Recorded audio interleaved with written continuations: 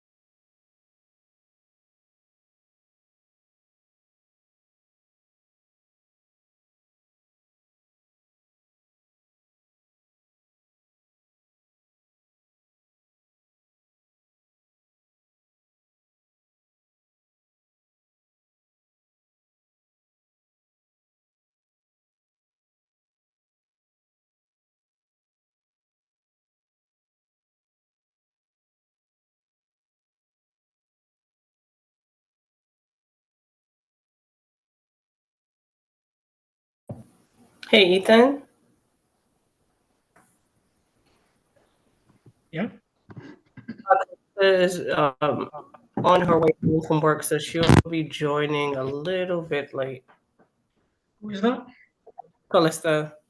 Oh, Hello, okay. everyone. Good evening, Okay, no please. worries. All right. Hey, Mia. Hey. Hello, everyone. Hey, Felice. Hi, hi, Ethan. How you doing? Pretty good. You don't see me. I'm cooking.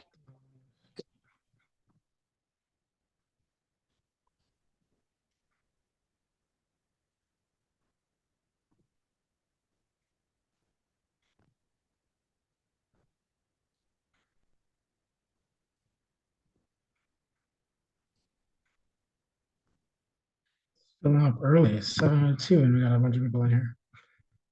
Good news, I guess.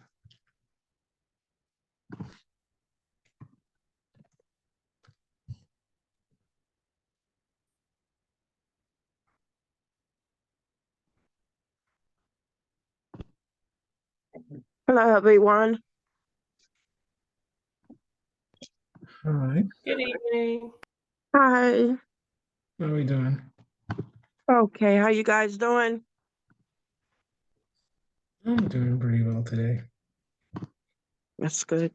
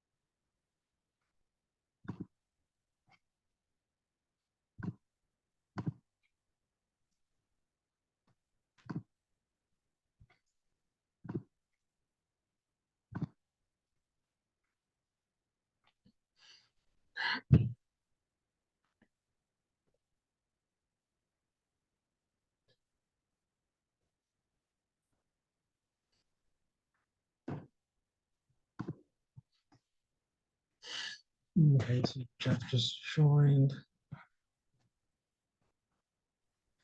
Hi, I'm sorry to be the annoying neighbor, but oh, the show just ended. I have zero time to talk. I'm home with my three kids. I live at 50 Lefferts and I just want to voice again support for speed bumps on our block. Julie Fissinger will amplify this later, but I'm sorry. This is a bad time for me, but I wanted to voice this regardless. Okay, I'm sorry to interrupt, but thank you very much. Okay, I'm so I sorry. appreciate what that was. Okay. That's good. Thank you for tuning in. Yeah, if I could, I would stay longer. I'm sorry. I'm on my own right now. Okay, good night. Thank you. Thanks for all you're doing. Good night. You're welcome.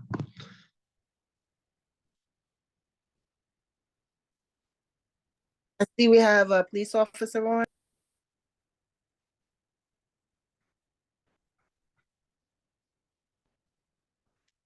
Looks like we do. Hi, everybody. Good evening. Officer Fiandola from the 7-1 Precinct Community Affairs. Hey, good evening. How's everybody? Good. Hello, my dear. Happy to see you. Good too. It's my jacket inside. Good to see everyone here. All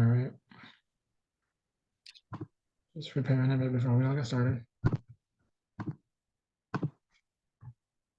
Looks like Valerie's here too.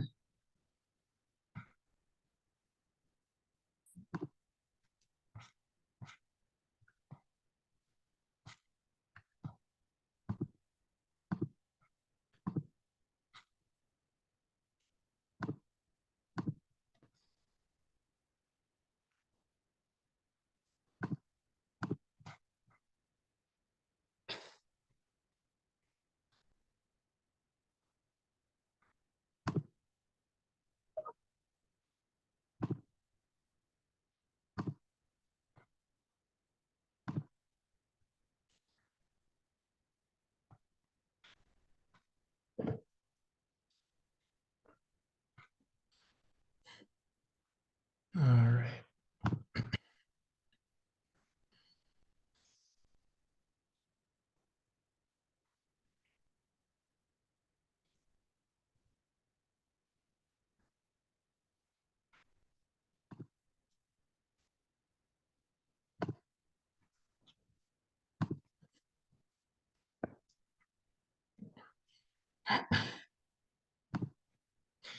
All right, looks like we have a quorum and seems like this is a good time to get started. Call to order and everything. One second. All right, there we go.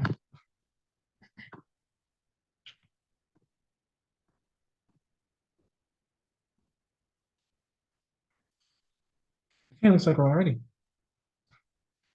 So, starting today, first things first, just to welcome everyone to this meeting. It's our November, and had a lot happened in the last meeting and the one before that. But just wanted to welcome everyone. And Andrew's here. He's currently in the pipeline of joining as a resident member. So you'll likely be one of our newest folks. Just want you to maybe introduce yourself. Andrew, give us a little background on what you do, if you have any skills that might help out on transportation and stuff like that. Feel free. Sure. Hi, my name's Andrew. Andrew Magnus. I live on Rogers between Lefferts and Lincoln. I've been in this community for going on 4 or 5 years now, but I lived in New York and Brooklyn for a lot longer.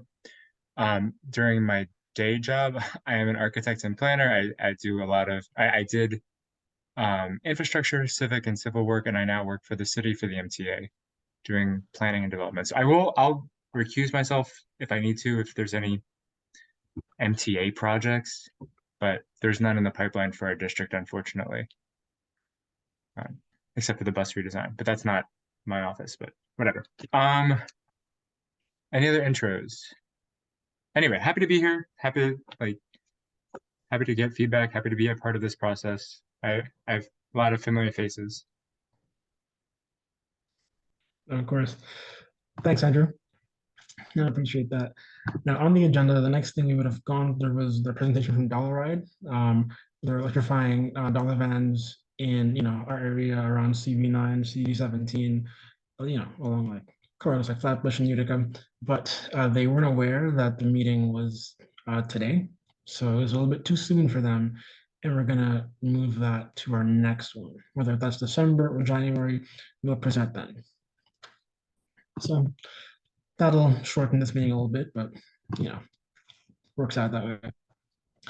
Apart from that, we have a quick review of the previous meeting and decisions that were made. We passed our motion for outlining car share guidelines for the district, and that also ended up passing in the general board meeting in October.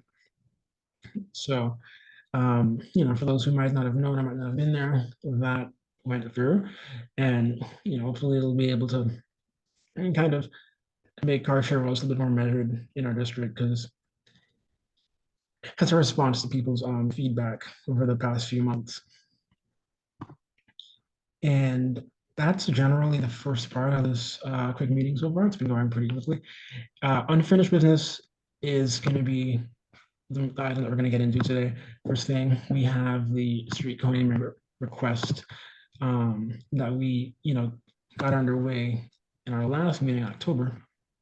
And now it's time for us to continue on this and see if we can figure out what's ideal, maybe get a vote through, just get some discussion going, and see if we can wrap this one up in this meeting. So we have the street coning request for the corner of Empire Boulevard and Washington Avenue. I'm not sure if we all have, everyone here should have the attached info packet in your October meeting agenda. But it'll be based on those previous discussions. If anyone doesn't know, we have the requester here, and if she likes, she will be able to have the chance to go over that again if we need that. So that's going to be our discussion for now, and we'd be we'd be happy to, if anyone wants to contribute, have a discussion, add some notes, feel free to raise your hand at this point. We are going to try to limit discussions to 2 minutes. I am going to be using an app on Zoom timer that we all can see, so that we all know when we're coming up in our time, so we can avoid having issues with people going far over and not realizing it, or intentionally doing that. So Sarah. Just a quick question. The information pack you mentioned, is that online? Where can I see that? I can follow along. Oh, are you referring to the information about the coning request? Whatever you said just a moment ago, that there's an information packet people should have received about today's. Okay, I'll try to Well, find that that. information was sent to the committee in October, but it's simply a cover letter from the young lady's mom, providing an overview of her life and the circumstance of her death, the requested location, and signatures of support. Oh, okay. I read all that. Okay, thank you. Sure thing. All right.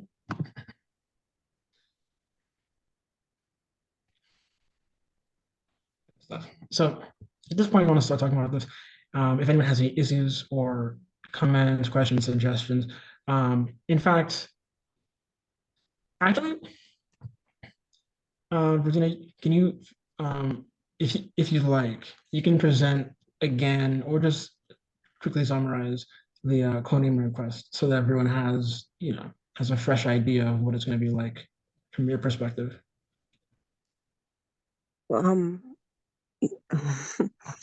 The street code renaming is in honor of my daughter Tiara. She was murdered at the Juve Festival. That's a pre-Labor Day celebration. Back in 2016, like I said, Tiara was a St. John University student. She was going for her master's. She was just shy of receiving her master's when she was gunned down by a young guy who was drunk, as he say. Tiara did a lot of work with the school. She was also their security guard. That was her income over there. Tiara was a bright young lady. She was my only child. Um, oh man, this is hard for me to talk about. I worked with a lot of government officials to change this pre-Labor Day celebration, in which we made it safer. And now no one else has died there since Tierra. Because of her, a lot of lives have been saved. Also, beside that, I also did a Senate bill. It's called the Tierra Pollo Act. That's stuck in assembly again. I don't know what's going to be the outcome of the bill, but needless to say, that too will also save lives. Tierra was only 22 years old. She did a lot with her life, and she really deserves this street renaming.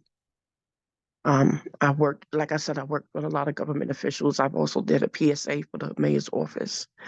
I've worked with my Senator, Roxanne Passard, with a lot of different things.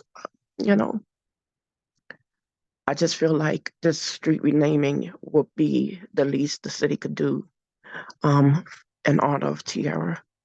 I would also like, if at all possible, if we can do that Memorial Park you guys were thinking of. But it's second, to the street renamings for me.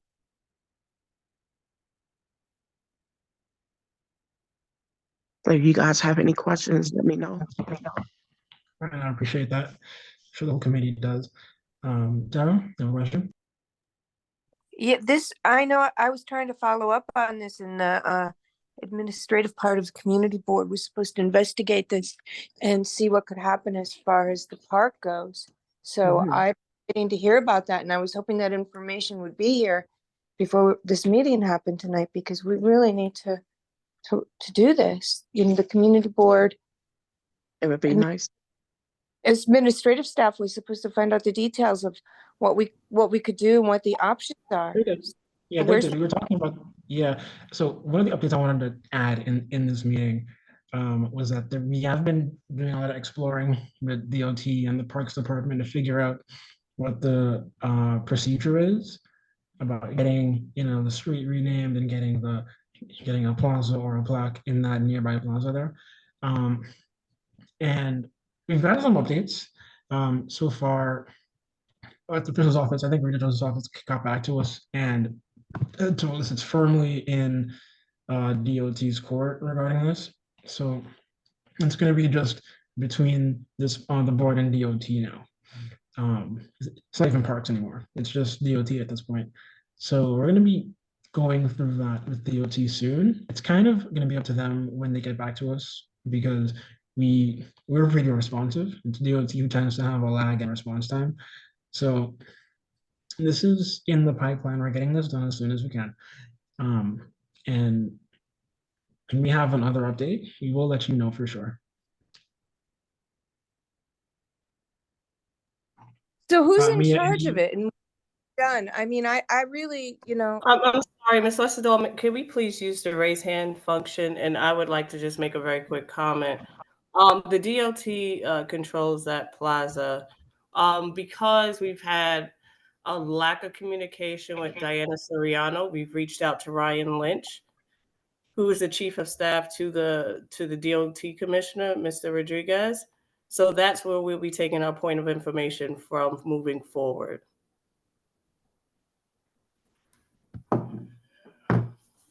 Yeah, there was a bit of, I guess, confusion regarding who controlled that area and what the process would have been to get that name change or name addition done.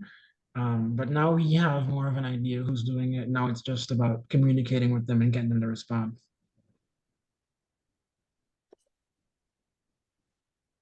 Does that answer your question, Teresa? no. I guess I can answer it for you then. So essentially, we spoke to Rita Joseph's office, who said that they would be in support of a co-naming once the committee and the board makes a decision about it. They would be in support of it. They didn't see the issue. But the issue came down to the logistics of the DOT providing the timeline and what would be the process once they received the recommendation from the board. Since we did not receive an update directly from Diana Soriano after we reached out on several occasions, we have essentially tried another conduit, which is Mr. Ryan Lynch, who is the chief of staff to the DOT commissioner. So that's where we're at with it right now. So the committee can move forward and vote. The board can move forward and vote. Rita Joseph's office said they would be in support of it. And of course, it lands back at DOT with taking the next step to solidifying the installation. So basically you're saying the lack of communication from DOT is part of the problem with this piece of land that we'd like to have a memorial for Tiara, correct? Yep.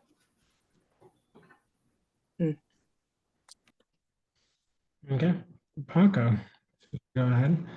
Yeah, go So, ahead. thank you.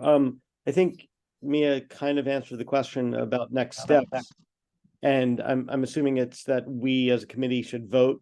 I know we were all spoke very much in favor of this, of course. But it sounds to me like we as a committee should vote.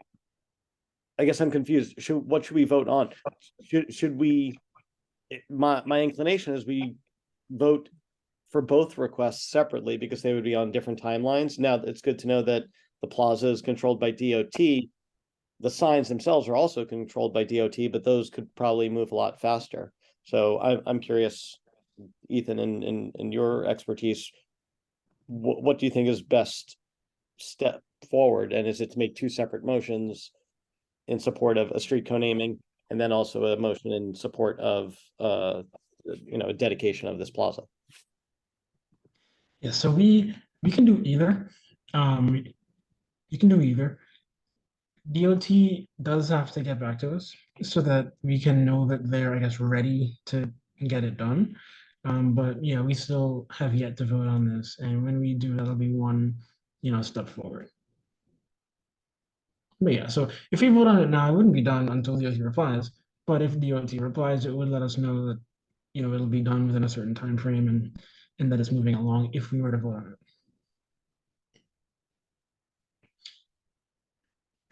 Does that answer your question, Paco? Yes, thank you. Valerie? Hi, I kind of agree with Paco that we should kind of move this along here and that it would be serve us that we have two separate motions because I believe that the street naming would happen a little sooner than the plaza because that, with all other projects with DOT, depending on the urgency, it kind of drags along. And since we haven't really got a response, I think it would be, wise to grant this and to move forward with it so that we can respect the memory of this young lady and her mother who has come to us asking us to take care of this. So I would agree with Paco that we should move forward and just have two separate votes. So we don't have to belabor this any longer.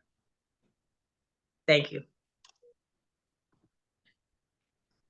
Okay. Well, isn't there a plaque already? And there's a That- name. There's a name for the square already. Right. And who did that was Eric Adams, I believe. All right, but that's the issue. Technically, the square doesn't exist as it stood before. There is no square there. It's been filled in. So that's the technicality that has to be researched. Okay. So in that technicality, do you think that, there's a lot of technicalities from what we're hearing. There definitely are, but what the committee should just do is vote whether they support either option so that when the time comes and DOT is ready to move, Rita Joseph's office will move forward, or excuse me, for the co-naming of the street, I don't see an issue with Councilmember Hudson's office moving forward. And should we do the plaza, I don't anticipate an issue with Councilmember Joseph. So we need to be ready on either side of the field. I vote for the plaza myself. Gotcha. Valerie, your hand's still raised. You said you have a complete question, or are you already satisfied? I'm satisfied. I'm sorry. I just didn't take it down. I'm good. I'm Okay, just no willing worries. to take a vote so we don't take too much time up from our meeting, to talk about this up or down or whatever we're gonna do. So I guess, thank you. For sure. I mean, I like to move to erect a memorial on that plaza for Tiara Arpaio. I think it would be a pretty apt way to remember her, and it'll be likely given more attention than a simple street code naming. People in the area can stop, take a look. Basically, we can add more information about what she's done and what she's known for, and the effect of her life on the community and how it's improved safety. And I think that would be probably a pretty valuable way to memorialize her. You have a second?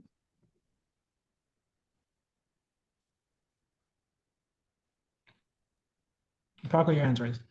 Cooper? Yeah, I support that. I could second if, but I just wanted to, I guess, clarify from Tiara's mother. I'm pretty sure she said Park is second to her. And I would, out of respect, just defer to her wishes. If she wants the street co-naming, that's going to be top priority for me. I also think Park is beautiful, but I don't want to sacrifice one for the other. So that's why I would very much defer to her and perhaps get the renaming as a street sign out of the way. Though you're right, a park itself would garner more attention, deservedly so. I Yeah, agree. maybe perhaps should ask for Tia. What do you think you would prefer in a case like this to kind of honor Tiara's memory?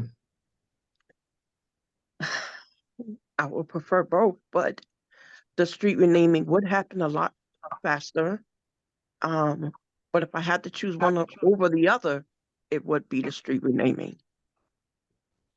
Okay. We can do both in separate motions.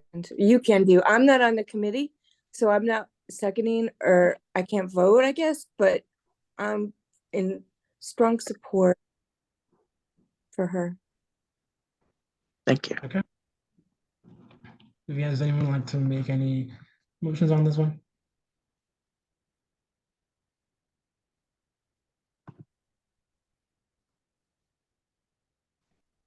Okay.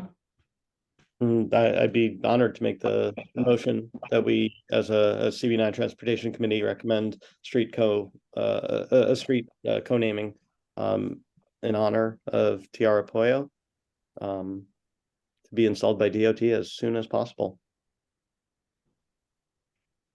Any seconds? I'll second. All right, Zana. All right, it's been moved and seconded. Do you have any opposition to this?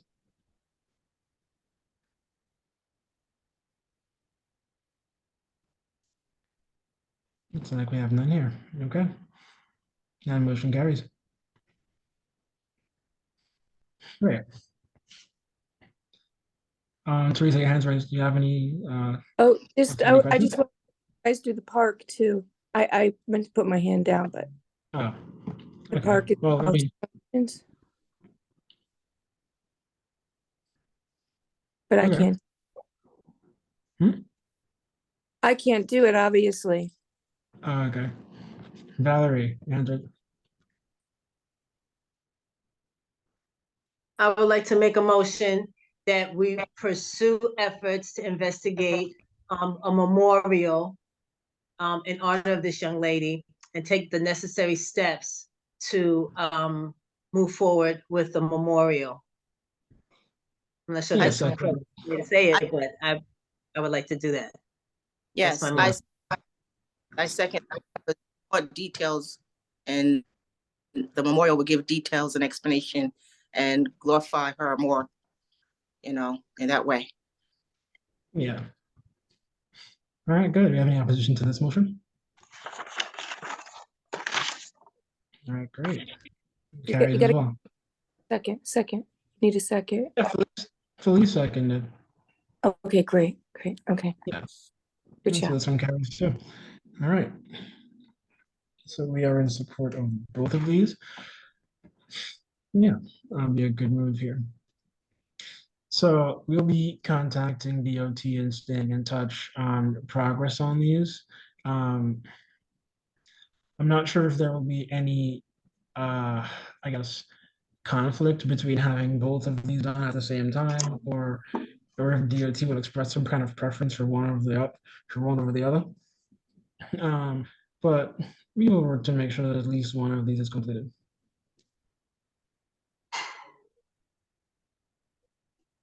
Thank you all. Thank you all so much. Really You're welcome. appreciate your work, the hard work Yeah, you're all of you welcome. have put into it.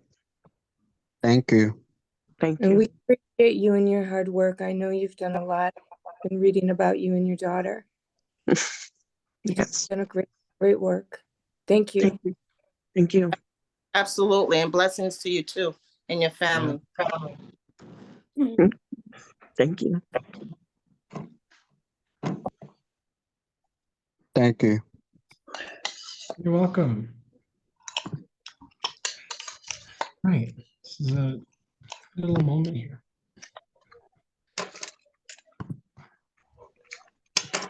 One second, guys.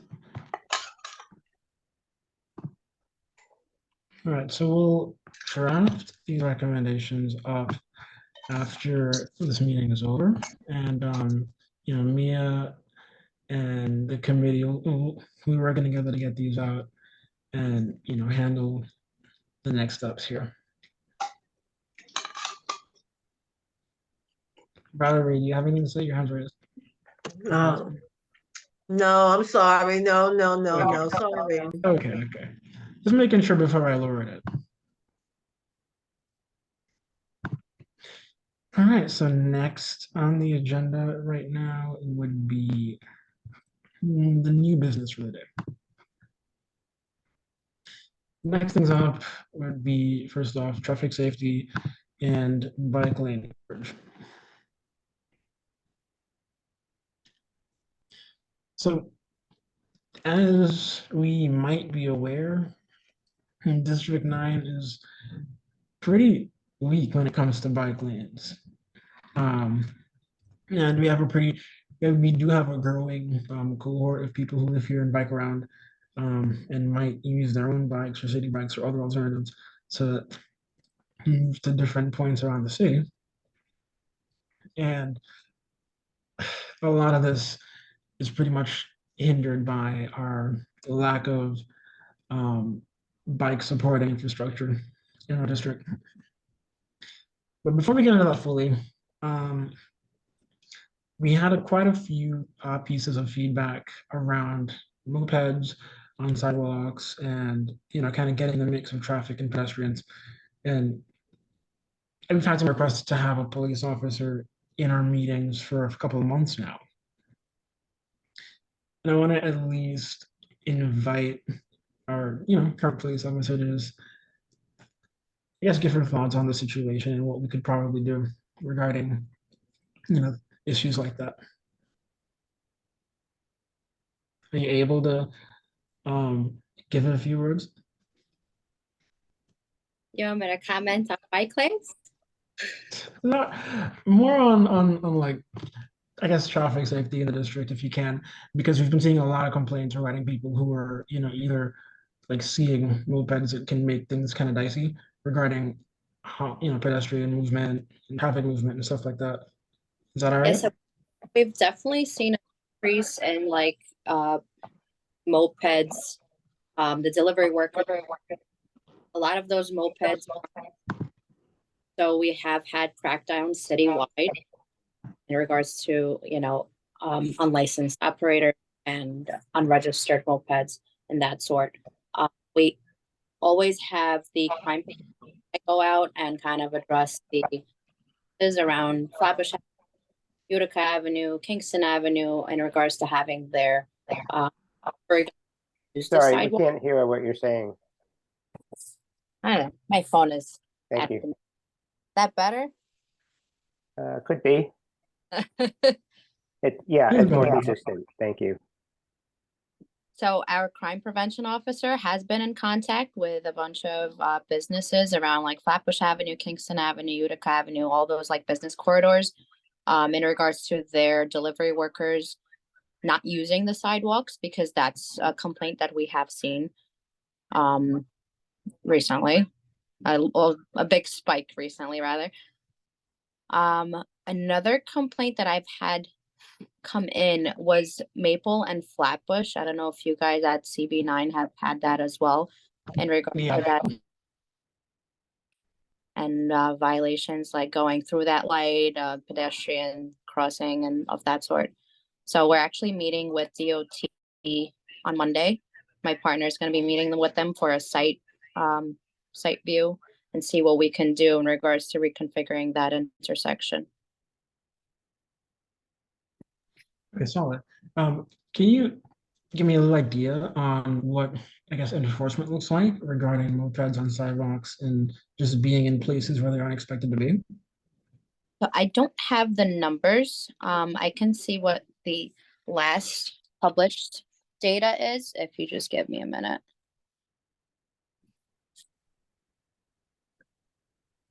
I think this precinct hands out the most tickets of any precinct. Like there's, I saw that online recently about for the bike stuff specifically. We have definitely had crackdowns on bikes. Like I said, citywide, it's been a problem citywide. So we do have those, it comes down from up top that we have to do a crackdown, and then we kind of all go out and get all these mopeds. Unfortunately, a lot of the times it's guys that are, making an honest living, but at the same time, registered and licensed and, have the proper helmets and visuals. I don't know if I'll be able to pull it up. It's gonna take me a little while. No worries. I mean, the questions are more about, like, I guess, what enforcement, the process of enforcing that looks like on your end. So a lot of the times we just pull them over. A lot of the guys are committing violations such as driving on the sidewalk, going through lights. It's a little difficult to pull them over because they're just so small and they can squeeze through cars and we can't. Yeah. But we definitely try. And the guys that do stop get their fair share of tickets. A lot of the times we have been confiscating the bikes as well. When they're not registered, especially, we bring them back to the precinct. And then if the owner is able to provide documents of ownership, then he's able to retrieve the bike. But otherwise, they sit at the precinct for a while and then they go to our pounds and get destroyed eventually. So hopefully a little bit less mopeds around the city. I have a question from Benny Rosenberger here. They're just a nuisance. Yeah. Benny, feel free to, go ahead, you have a question? Yeah, regarding catching the perpetrators. I mean, don't the police also have mopeds? I mean, they'll be able to be more agile and be able to catch these guys quicker. Our highway units do have motorcycles and mopeds. Those aren't assigned to like the regular precincts and regular highway safety officers at the precinct level. They do use them citywide though in certain events. So maybe, I don't know, maybe the precincts can make requests to get a few, just to deal with this uptick in violations. I mean, I remember 5 years ago, I would be, scared to ride a bicycle on a sidewalk because, you hear that everybody's getting tickets and all that. Now it seems people riding on sidewalks, they're going against traffic. I mean, when I cross a one-way street now, I have to look both ways because, you never know if somebody's barreling down the street. Yeah, the bikes and the mopeds have definitely, we've seen quite a few of those. All right, well, thank you. Not a problem. I think you did make an interesting point. Perhaps there could be a couple mopeds on a precinct if it'll be easier to, match an uptick in violations that way. Maybe the problem is that they don't stop for us. They don't stop for you? No, it's very rare that mopeds and motorcycles, bicycles, like powered ones, I'm saying, are actually stopped for the cops. And then we're not allowed to chase them. That's a big Okay. no-no, because there have been incidents of like the dirt bikes crashing into bus stops, and then, fatalities occurring because of chases. That was years ago. That's part of the reason why we're no longer allowed to pursue them. Okay. Wow. Teresa, you have a question? You're recognized. Hi, thank you for coming and talking to us. The bikes on the sidewalks, the motorcycles is the biggest problem. I think the most dangerous and even as a bicyclist, I'm afraid, because of the speeds that they go at, and there's no way to report anybody because nobody has any like plate or any kind of identifying way to identify them. I spend a lot of time walking down Empire Boulevard where there are bike lanes and the sidewalks are wide, but they still are on the sidewalk going really fast at night. And particularly now, there is a we could talk about it more later, but there is a horrible shit show happening on Sullivan, Bedford, and Empire with that collapse of the sidewalk and that huge pit in the street with the sewer collapse that I know my neighbors and I have talked about and reported, and they did nothing to fix that. The whole thing collapsed. Now we've got these narrow strips that we can walk down, that also all the bikes are going down. It's horrible. It's very scary. There's the way for a pedestrian to cross where I used to be able to cross Bedford on Sullivan. This is right by Ebbets Field, where thousands of people live. Thousands of people live there. Kids, there's not even any way for anybody to cross the street. You have to go up the street and cross in the middle.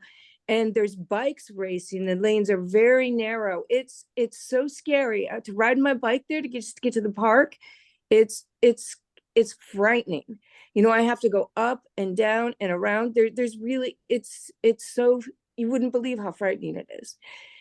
I don't know if anybody's been over there, but it's awful, and DOT is in charge of that. And DOT did not enforce or do anything when the sidewalk was cracking and the street was cracking and the cracks were getting bigger and bigger and bigger. And that crew just kept filling it in with concrete. And now the whole thing collapsed, right? And we've got this, because the sewer collapsed, they have tubes that are spewing. It smells like raw sewage over there. People in Ebbets Field, there's constantly things running, and it's going to be months before that is fixed. There's not even a safe place for kids to cross coming from school. It's so bad. So, I know, Victoria, I don't know what we can do, I think, I don't know. I'm just over the top You're about working with that. That's way out of all of our It's right hands. down the street. So I'm there like every day, and I just I can't even get my dog to the park, it's scary. So I don't know what to do. What can we do? Well, hopefully they fix up that construction work sooner rather than later. It looks like a very, very big project that they're doing. I was actually this afternoon. They at least need to have a place for people to cross, because the project goes all the way up from Empire, all the way up past Sullivan and into the middle of the block between Montgomery and Sullivan. And Yeah. there's no way to cross on the sidewalk, and cars and bicycles and motorcycles are racing down and making this quick turn and calling up from Sullivan, and they're cutting through TD Bank because there's no other way to go, So it's really super dangerous, and somebody's going to die. Somebody's going to get really hurt if there at least needs to be a crossing, a way to cross the street. Teresa, Stanley, meeting on you just as a reminder. So, all right, I'm passionate about this because it's everybody's upset in my neighborhood. This is the worst case scenario that's happened over there. This could have been avoided, I think. So now we're the nightmare. Disturbing. Thank you, Tara. Stanley, you're recognized. Feel free to proceed. Thank you, Ethan. I find that the mopeds and the electric bikes an annoyance sometimes. I'm terrified of the drivers, and I've been on this committee for 8 years. I don't feel like we've ever paid any attention to making the street safe, and all of a sudden, here we are having this special event with the police about mopeds. Yes, it's a problem, but I feel like I'm taking my life in my hands every time I cross Ocean Avenue. I've written to you about it, and I haven't gotten a response. I've spoken to Dante.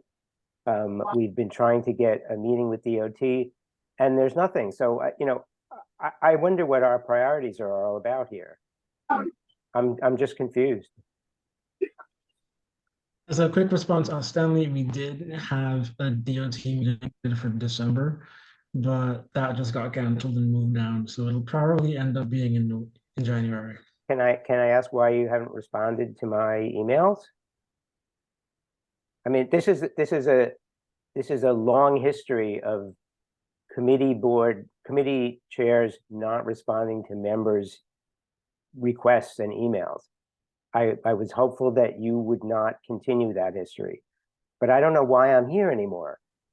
Stanley, are you? I don't feel like I've done any. I don't think that we've done anything in 8 years. Oh yeah, today we're fixing that. But Stanley, are you referring to me not responding to your email? I'm sorry? Are you referring to me not responding to your email? Yes, I am. I didn't know you emailed me. I didn't even see it. Talk to Dante. He knows what I've been in touch with about. Okay, I'll talk to Dante about that. But yeah, I didn't get your email.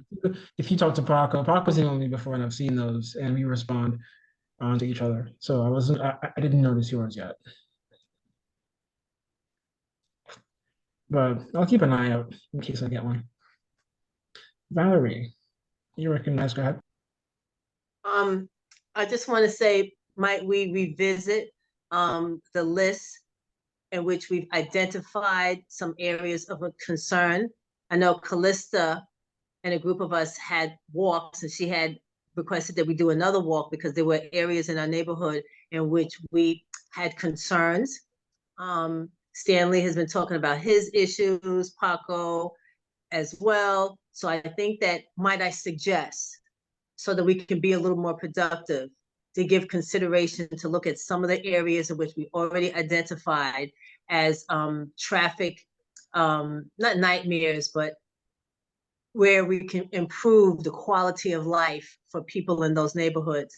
And I just want to say the last thing that Tara brought up with regard to that project on Bedford Avenue and Sullivan Place.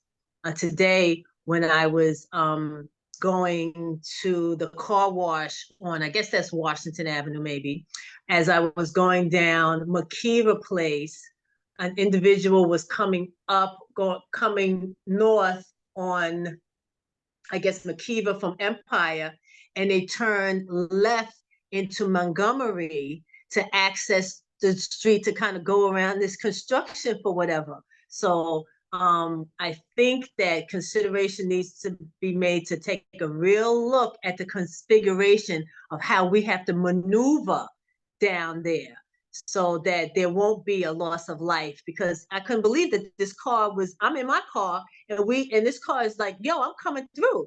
And, I had to move over, but they were going the wrong way on Montgomery Street. So I'm like, is this what we're doing now?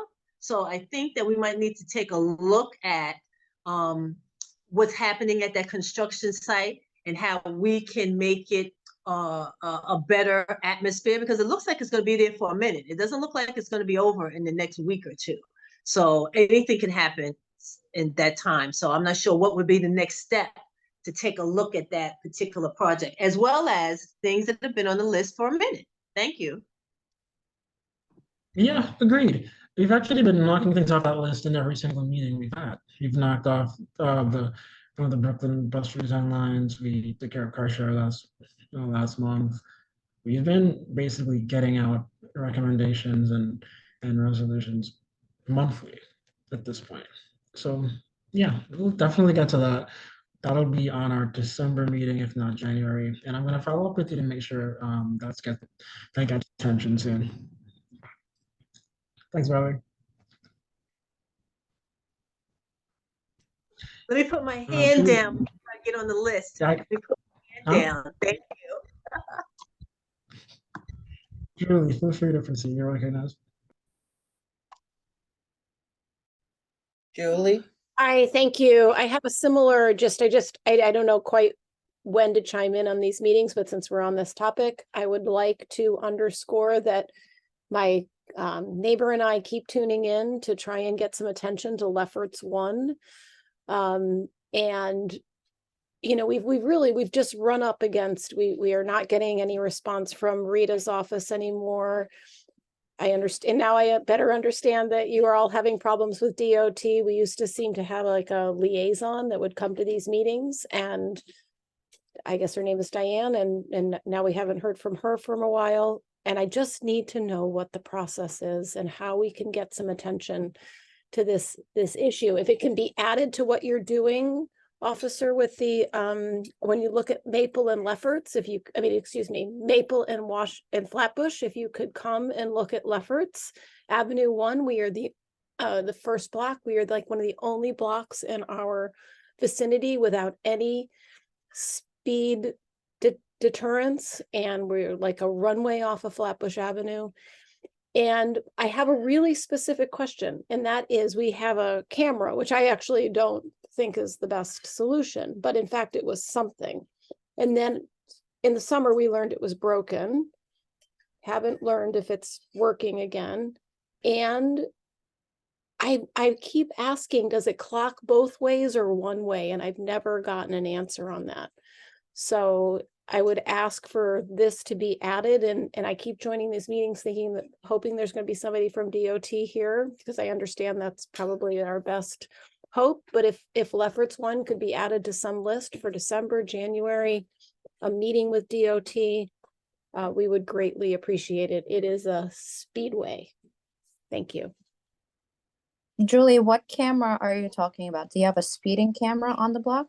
Yeah, we had a speeding camera. And again, like, this isn't what we're requesting. We're requesting other measures that really will slow traffic down, but at least it was something. And there is a camera midway through the block on Lefferts 1 between Washington and Bedford. But then in the summer, we were told it was broken, and I haven't been able to figure out if it's working again. And it's, you know, I don't know how the speed cameras work. Like, it's only on one side of the street. I don't know if it just captures the speeding on one side or both sides. So I've been trying to figure and get the answer to that question. They usually install two kind of facing each other. That way they get both I lanes. think it's only on one side, but I could be wrong. I'll double check with that.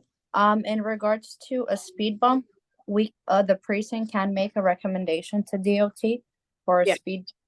Around what address would be the most beneficial? Would be like mid-block, or It's usually 2, and so we're at 43. We're about a third way in. That would be fine. And I don't know but you know, we've been down this road. I'd love your help if you think that we could be successful. But even other traffic calming measures would be just wonderful at the intersection, or anything that even if there's something that's easier.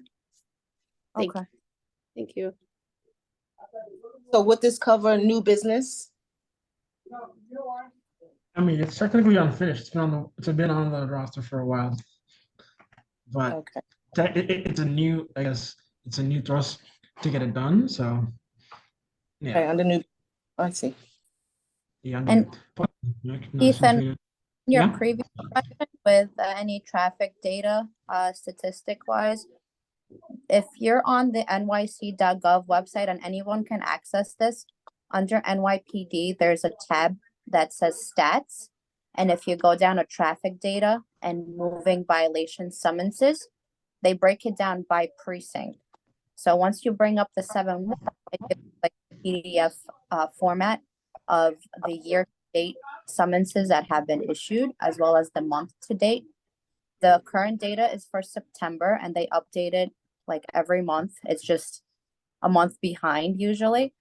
The only thing is, with this data, it doesn't differentiate if it's vehicles or mopeds. So for example, like fail to yield to pedestrians when turning or what have you, it just has it as that. It doesn't have that it was issued to like a motorcycle, moped, or it was a vehicle. But Okay. anyone, all numbers, they are precinct specific. Okay, got it.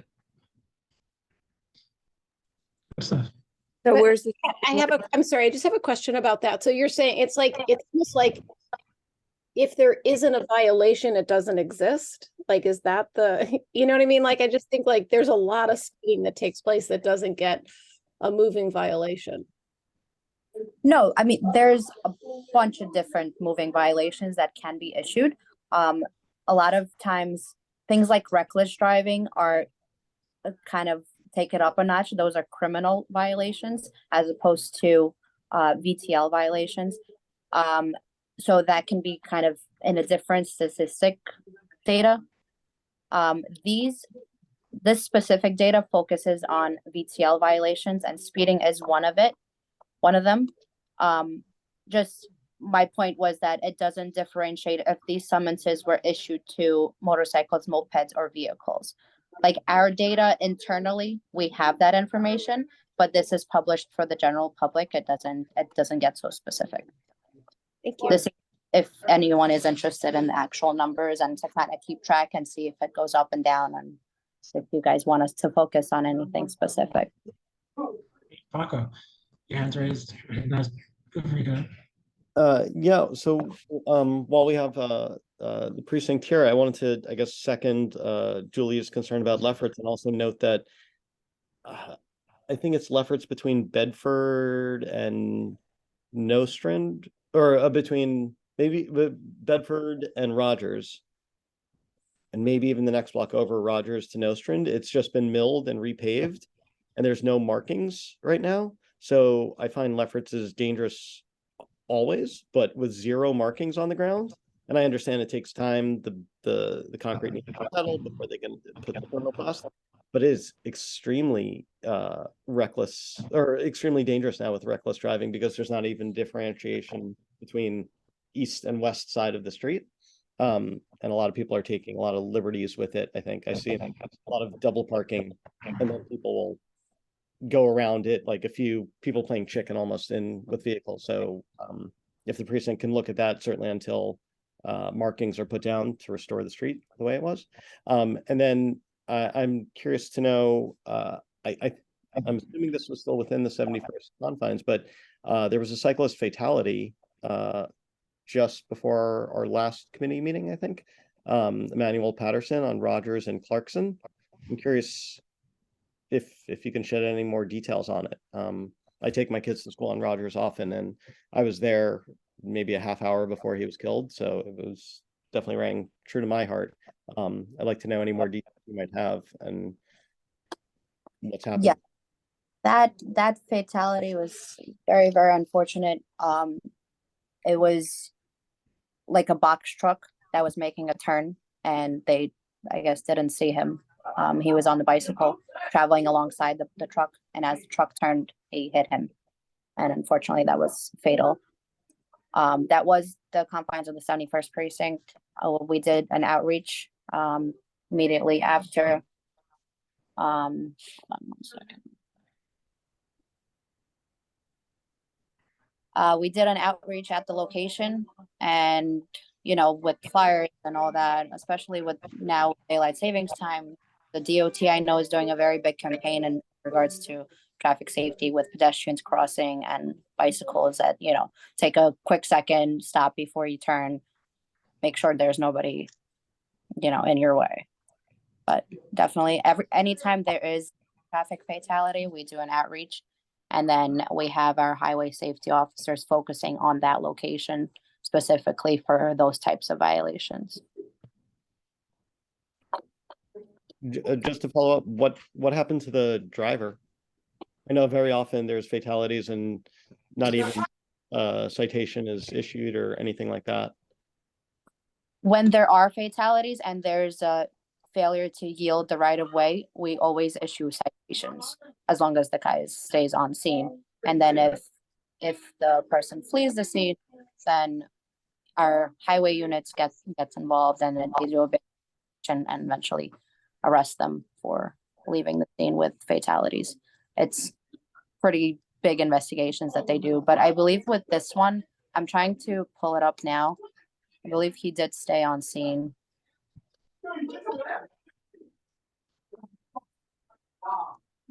That was September, I believe, right?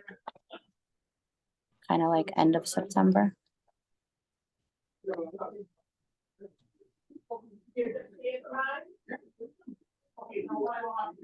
Do you was remember by October any 4th. October? Okay.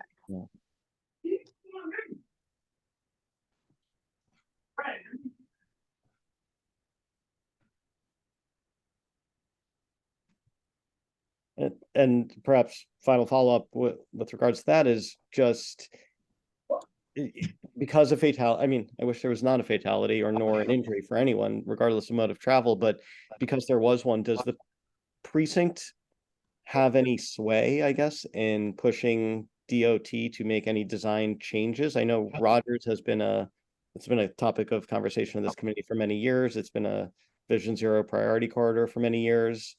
It's tricky because there's a bus lane there and buses need the way, but cars also make use of it. And I mean, I bike on it because I live just off of it. My kid goes to school on it. So it's tricky. I realize that, but having this tragedy now have happened, does NYPD in their assessment afterwards, do they make any kind of recommendations? Obviously, you can't be everywhere to stop everything. So I believe our highway officers do make those recommendations because, like I said, they do the outreach and they kind of survey the intersection immediately after any like big accident like this. And then they would make the recommendations over to DOT.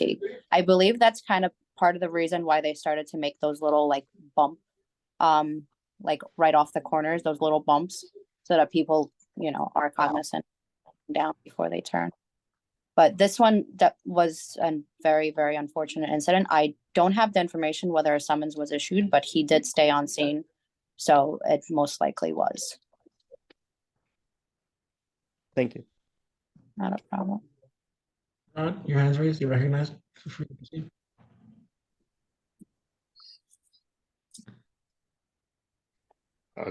Talking to me, I can speak now? Yep. Okay. Hi, everybody. How you doing? So just wanted to touch base on something what Tara was talking about with that construction site where the sinkhole occurred and all the havoc that's going on there. I can guarantee that there is an entity which is coordinating everything in order to make sure that things move in phases. For instance, all right, if we have a hole that's empty, if Con Ed has work to do, and they are required to de-energize cables before anybody goes to the hole to make repairs, right? Someone is doing the handoff. And there is, I'm pretty sure, a schedule as far as when everything will be completed. So I would suggest that a call go out to Office of Emergency Management, because I'm pretty sure that they are involved as well. And they can pinpoint who is the white hat on that particular job. And they in turn can provide the time frame when completion of that job will be done. Right, so that's standard with anything that happens similar to that throughout the city. So OEM should be contacted. Now, another thing with the e-bikes or scooters, however you want to classify them, I do agree with Officer Fiandola that it's a challenge in order to corral these e-bikers and scooters off the road and giving them summonses, and we really don't know how effective that is or will be. So, I mean, they are a danger. I mean, they're a danger. The PD's involved as far as fire prevention. The fire department's involved, especially these batteries that are just exploding all over the place. So why not come up with a resolution to ban the sale of these things if it's that much of a danger to the city of New York? Just ban them. All right, and that'll take care of the problem. And if anybody says that that cannot be done, they have the floor and they can tell me why. Thank you very much. You're welcome. Andrew, you're recognized. Feel free to go. I think Callista had her hand before me, but if that's okay, I can still speak. Callista, do you want to go? I actually just I had a question about, I kind of came late. Hey everyone. So I'm not sure if you guys covered this topic. I had a couple of points to one question and one comment for Pio Fiandola. Was the topic of the hit and runs brought up for, there was a couple of pedestrians, actually, no, 3 pedestrians that were victims of hit and runs in May and June of this year. And 2 of them occurred on Rogers, and 1 happened on Lincoln Road and Flatbush. So I'm not sure if the precinct is still investigating, but it seems to be a huge issue in our neighborhood, and I wasn't sure if you addressed that. If you did, then I guess I can follow up with the chair.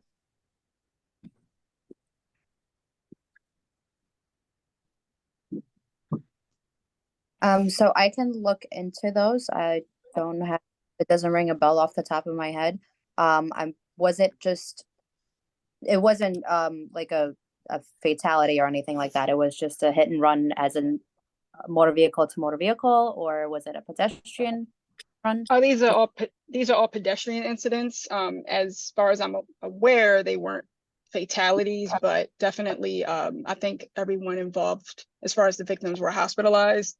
And it's just a safety issue as far as, you know, we have a lot of seniors and children and just any regular person who's walking down the street. You know, we don't want to have to worry about being killed while we're trying to get from point A. Hello, Yeah, something that the precinct is aware of, but it seems Okay. like there's a lot of situations of hit and runs happening lately. So Is this by car or is this by, I'm sorry. These are drivers. So I sent an email out to the committee a few times about this. This is a situation where these are hit and runs by drivers. Okay, so hit and runs with any injuries are investigated by our detective squad. Once there is physical injuries or fatalities, those get kicked up to their highway unit and they take the lead on the investigation. But if you can give me dates, I can definitely follow up on what's going on with that. Unless your question is just kind of about the enforcement, then I can pass it along to our highway safety unit and see what the enforcement, if any, they have done at those locations. Yeah, I mean, that would be great. And if there's a way that I could get your email, that would be awesome. And and I know, like, Rod, you just brought up the concern about the electric bikes and scooters. I totally understand how some of those riders can be reckless as well. And I don't think it's all of them, but it's definitely an issue that, you know, it's a valid concern. I don't think the solution is to just get rid of all of them because they are a means of transportation. You know, we are a city where most people don't own a car or can afford a car. But I can say that a lot of the users of these electric bikes, or actually I feel like the mopeds have become a bigger issue even than the electric bikes and the scooters, because a lot of riders of the e-bikes who are delivery drivers had to switch over to mopeds because of the issues of not having places to safely charge the batteries. So I think that's something that the city, I don't know what the solution can be, but perhaps if the city can encourage these moped riders to switch to electric bikes and have charging stations, that can be one solution, because the mopeds, in my opinion, are much more dangerous and they're not even registered. And it's also to a point where a lot of the moped riders are even on the bike lanes in the bridges as you cross over, which is a dangerous situation for bikers. There's been several crashes on the bike paths on the Manhattan Bridge and Queensbridge, for example. So yeah, I'm not sure what the solution is, but it's definitely a topic that I think is important to discuss, how we can make it safer with the extra micro mobilities and have a space where everyone can get to where they want to be safely. Yeah, and we touched on mopeds and e-bikes earlier. There is an issue with us actually like being able to stop them, to issue summonses or issue warnings even. because a lot of the times they don't really stop. But absolutely, I agree that it's a great means of transportation in such a big city. I just wish they didn't use the sidewalks and the bike lanes for it. But citywide, we do have crackdowns. The NYPD has been doing them kind of all summer long, where they've cracked down on bike riders. They've confiscated a lot of e-bikes, a lot of unregistered e-bikes, and then the riders have gotten summonses and have gotten arrested. All right, Felice, your hand's raised, you're recognized. Can I, sorry, I forgot. Oh, to one raise my second, hand sorry, again. Andrew, you did have your hand up before, you got it. No, my bad. Yeah, thank you again, Officer Pio, for being here. This is a really great forum for us to talk about and air our grievances about street safety. I totally agree with Callista or Cal, and I think that as this committee continues to think about vehicle electric charging, especially curbside vehicle charging, that we don't forget about e-bikes, because regulation is the key to making sure we have a safe and successful streetscape. That being said, while the officers here, I wanted to ask a few questions, both for my own like mental sanity and just to confirm in case you don't make it to the next meeting. First is that our district is served on the west by the transit precinct. You know, we have at our east, we have some assistance with emergency affairs by Lake Shomrim, and then we also have DOT. Does DOT have their own police force? Like, are you the only entity that's making these mobility apprehensions? Like, are you the only agency that we should? Yeah. A lot of the times, yes. So anything top side is precinct level. All these like moving violations and what have you. Those big operations that I was talking about with like the large seizures of mopeds and e-bikes, those have been citywide, and that usually is like interagency. Okay. And as well as like other departments within our within the NYPD. Yes, and thank you for providing the link to that data online. I'm curious if you can at all provide locations of where these interventions happen.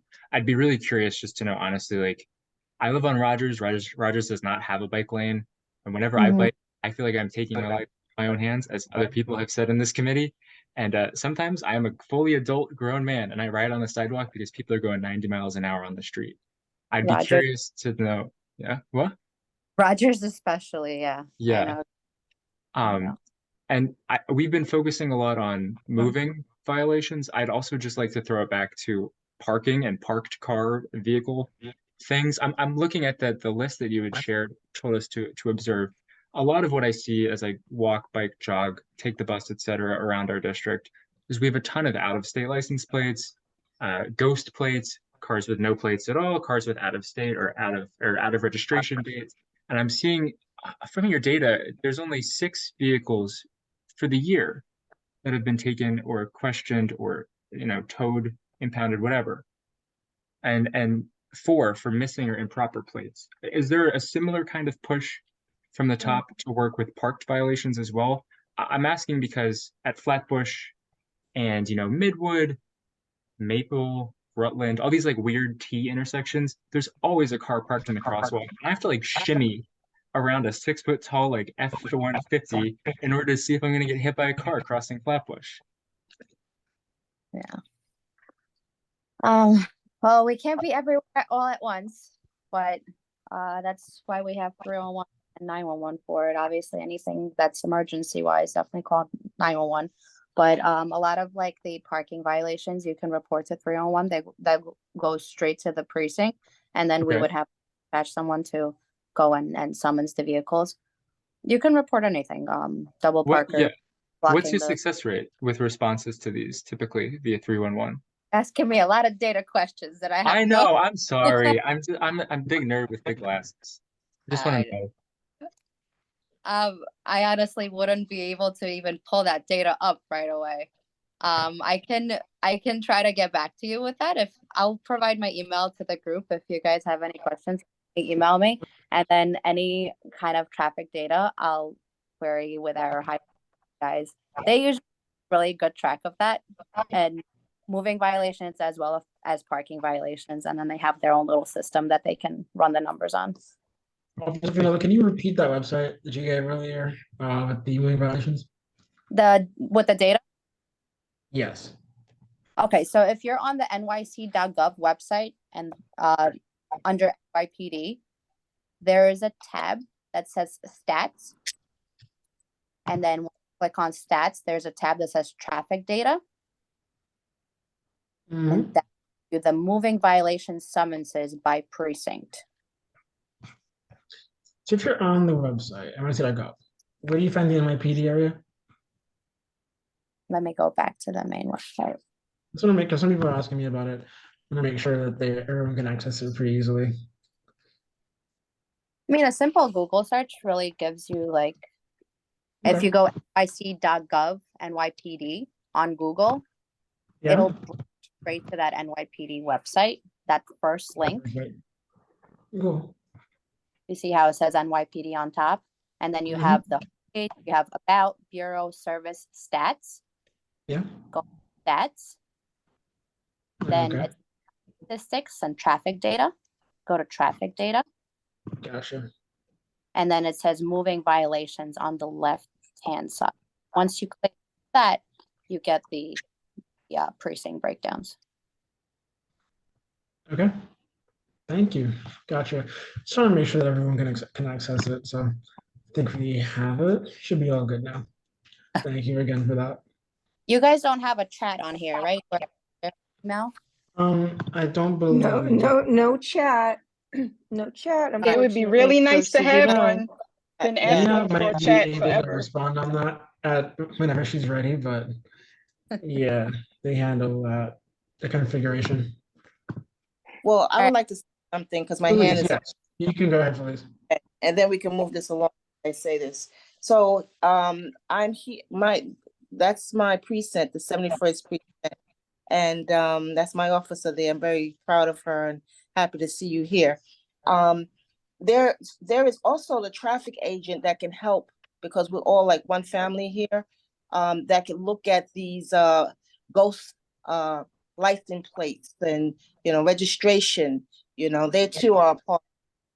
What also I have been discussing with the chairperson, what will be helpful is that these bikes, may they be motor, they should be insured. I always push that, insured. They should have license plates on them.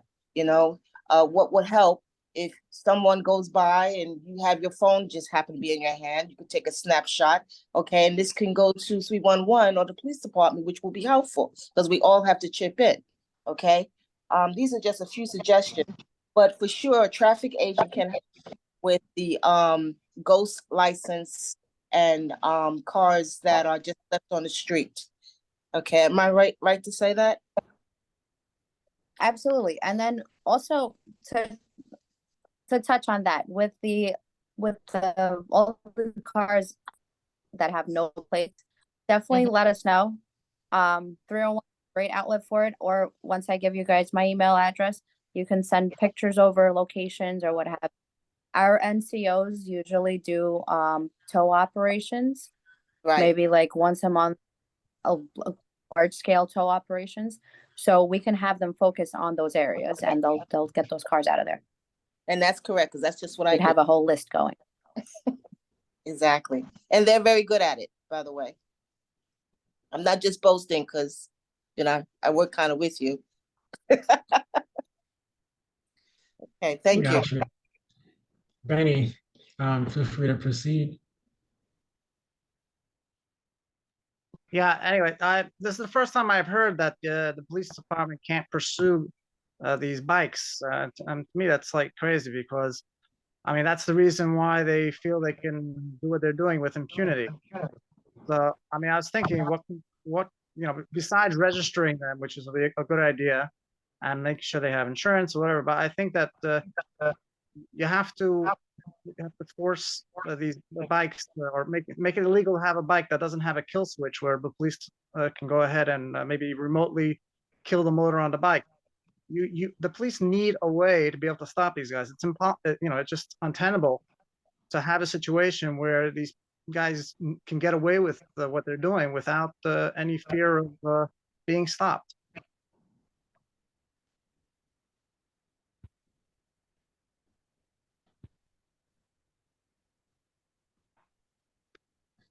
I agree, Benny. We should have a reason. We should have a way to stop them. I wish we could. I mean, is there any way we can maybe put a law in place or make a suggestion? I mean, that would go to the councilwoman perhaps. Yeah. For the The county state, representatives, absolutely. All right. All right, perhaps.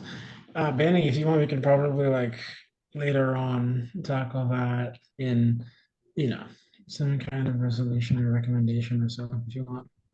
Sure. Rod, once again, you have the floor. All right, thank you again. Okay, so also Officer Piandola. Okay, so I just have a question. All right, so we have been, talking via email in the past. Yes. And, the thing that's a real concern in the neighborhood, something similar to what Andrews was stating, is that people are having a hard time navigating the streets and crossing the streets due to many of these commercial vehicles that are just parked on the roadways, not following alternate side rules, and they just park there. All right, so I have submitted a total of 112 311 tickets to have these vehicles moved or relocated, even ticketed. And of those 112 tickets I submitted, less than a third have been reported that a summons was issued.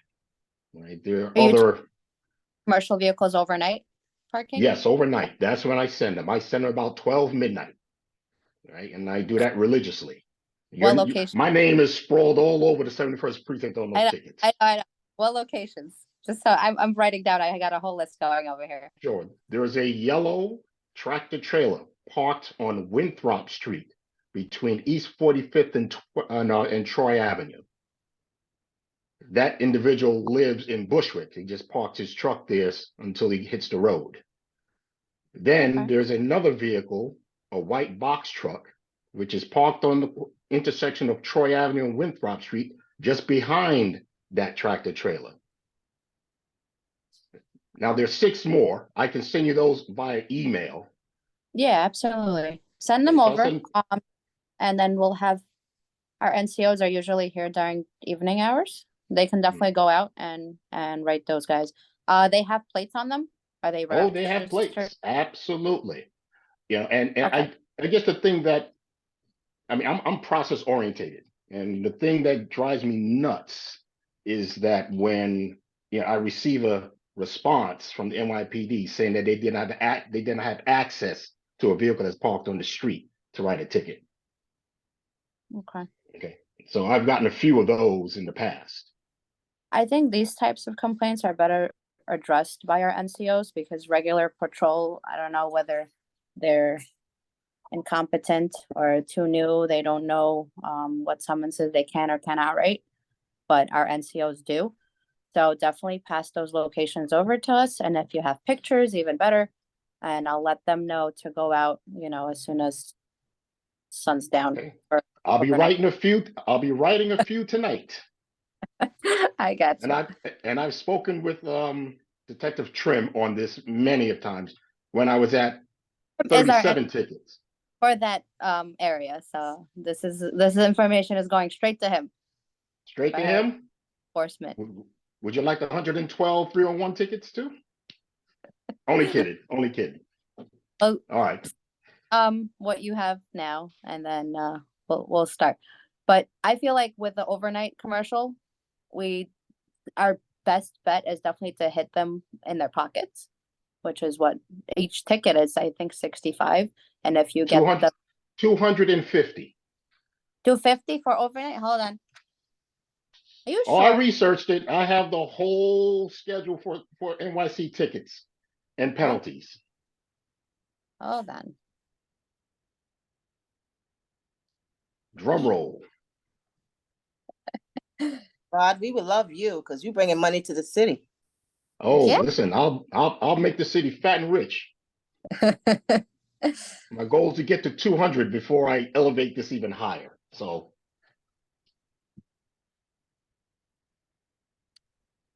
Nighttime parking. No vehicle is residential, 9 p.m. to 5 a.m. $65. Okay, I'll Alright. email you later. All right. Email me what Okay. you, we'll go through from there. Roger that. On that note, are you guys ready to take down my email address for those who don't have it?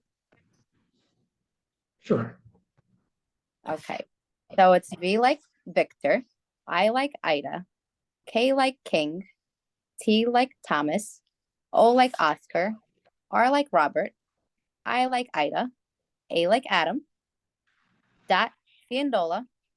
You guys should have my correct spelling on that on the Zoom call. Fiandola at nypd.org. One more time.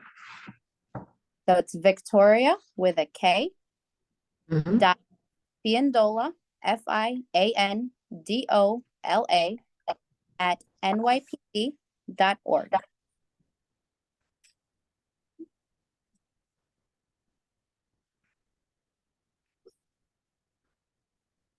I was trying to put the card up to the camera. I have a card, but it won't work. Good. Oh, that works too. Hold on, let me pull mine up. So maybe you guys Yeah, will. mine wouldn't Teresa, you work. had your hand up. You have the floor.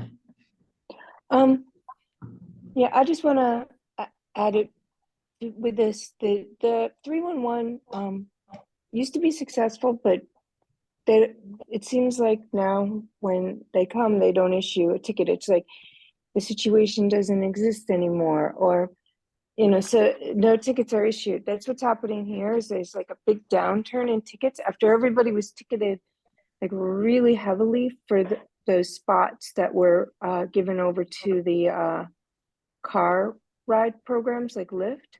Everybody was heavily ticketed, and now people aren't ticketed for anything, but those cars aren't moving. There's a lot of debris, leaves. Some of them have been ticketed and they're just like blocking the road and not moving for outside. But other than that, I would just wanted to touch on that. That's like the 311 calls are being ignored, basically, just like being shut down. And for my neighbors. The other thing is I would like this committee to make a resolution to put a safe crossing guard in front of Ebbets Field, between Ebbets Field and TD Bank, where people cannot cross the street to get to the other side.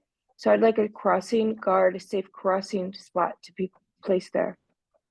There needs to be a person standing there to make sure those children and people can get across the street safely. There's nobody there now. There's nothing. People are just taking their lives into their hands, running. Tara, is that by Jackie Robinson School? No, it's on the other side where it's on Bedford, between Okay. Sullivan and Montgomery. Okay. Is where I'm asking for there to be a crossing guard, a safe crossing. Put a resolution for that. If you guys could do that, just so people can get across the street safe. Because I sent a couple of pictures to Felice, if she just a moment ago, what it is. If she can send them to the committee. If anybody wants to see or wants more photos, I'll take them for you. I'll go out there now with my camera and do a live stream. That would help because it's just down the block. No, that's not necessary. I'm gonna see. You said a crossing guard. I let me do some inquiries on and I'll let you know. Let me do that regarding the crossing guard. Okay, and perhaps a traffic agent here too. Well, they have a guy stand. There's one late at night, like now. There's just one person kind of wandering around. And they usually stand like on Sullivan. But there's nobody day or night at that, like where it goes up onto Bedford. You can't cross Bedford anymore. So without the only going. with What? that, you're talking about the construction site, right? Between Yeah. people are trying to cross over Bedford from the TD side, the Ebbets Field side, because the crosswalk on Sullivan is blocked by construction. So the problem with putting a crossing guard there is that there is no crosswalk. We can't really put a crossing guard there. The crossing guard would have to go on Montgomery, but people are not gonna go all the way up to Montgomery to cross. Yeah, that's I'm- the problem, and there's like every day now. There's kids, there's elderly people. Everybody's trying to get across the street there to go to, Yeah, they're whatever. And especially since Full Gospel, like today was particularly bad because Full Gospel does like they do the food thing today. And so there were a lot of elderly people with kids going to get food, and they are like, it's scary. Absolutely. They're not going to go. They're not going to Montgomery. They're just crossing there. If there were somebody there, they have guys. They have one guy standing on Sullivan where there's really no traffic.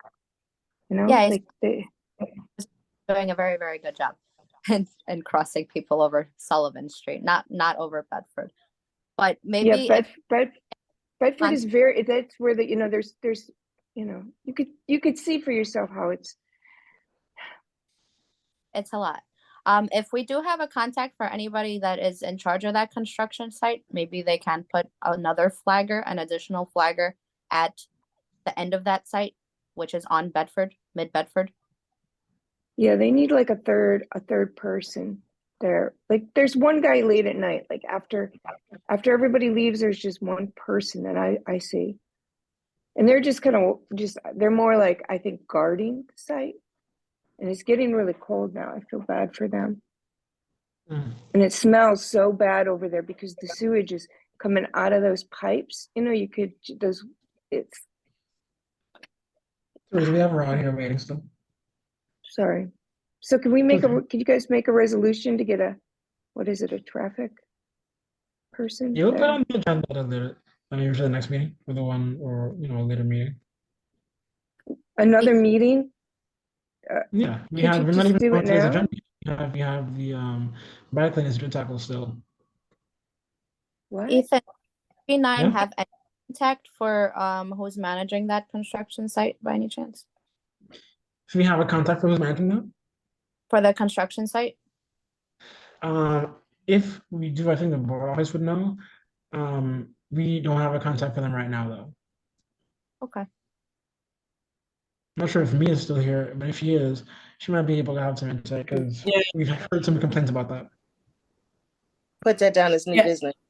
Yeah, I'm here. Officer Biandola, we'll send you over the contact information for the site. I appreciate it. So who's in charge of it? Is it there are multiple agencies on site. Ms. Westerdahl, the DEP is there, and Con Edison is there.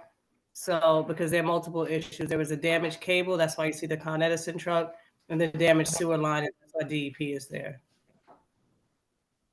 I don't think there was a damaged cable, but there's definitely a damaged sewer caved in. Yeah, that's good. It collapsed upon each other. That's why it was. Nobody lost any power. That's good. But yeah, Officer Biandola, send them the information tomorrow morning. I appreciate it. And then I'll reach them sometime tomorrow and see if they can get an additional flagger. Because like from our end, we put a traffic agent, a crossing guard there because it's not an intersection. It's really mid-block. So if they can have a flagger there on their end, that would really help out. Yeah, that makes sense. Yeah, because I don't think it would be really efficient to do a resolution. That's just, it's not timely. It would just make more sense to just figure out exactly what the evening personnel looks like on the site and whatever. Well, it's all day. It's all day. There needs to be when they're more in the day than at the night. I'm just saying there's one person at night. But crossing that they can't cross. Are they crossing into the actual physical site or on the side of the TD Bank? On the side of Ebbets Field. They're crossing Bedford from Ebbets Field. They're crossing Bedford. They're crossing Bedford from both sides, from Bedford, from in front of the TD Bank and in front of Ebbets Field, because the construction site goes from Empire? I was just over there. It's my understanding that the site stops at Sullivan, so you can. No, absolutely not. Absolutely no. No, I the have- site does not stop. Yes, it does. I just drove by there. Yes, it does cross over Sullivan in that intersection, but I don't see it come away up to TD Bank all the way up the way you're. That's my understanding. Thank you, Valerie. I thought if you crossed on the side of where the actual physical construction site, that specific crosswalk is knocked out. But if you left Full Gospel Assembly Church and proceeded down Sullivan towards Bedford, you can continue across the street. Absolutely not. Absolutely not. I sent you pictures. No. Teresa, perhaps we could do a walk around and check it out sometime Yeah, soon. I'd like to take a look at it with you and see what your problem looks like. You know? Yeah, That makes sense. But the whole that would be great. blocked. Where the original collapse happened was in front of Ebbets Field. The original hole where it blew up and it collapsed inside, it happened in front of Ebbets Field. And then that's where the biggest hole was. We're lucky a bus or something didn't fall in that. It's a huge hole. And then I saw when they came in the morning because I'm walking my dog, and a guy from the Department of Environmental Protection guy says, "Get out of the road right now, miss. You can't cross here. This is gonna collapse." As he was dragging the barricades that they had out to the middle of the street. It said, "Don't cross here." And that's where they started tearing up. But where the original collapse was in front of Ebbets Field, and it's blocked from Ebbets, middle of the street, in front of TD Bank, all the way down.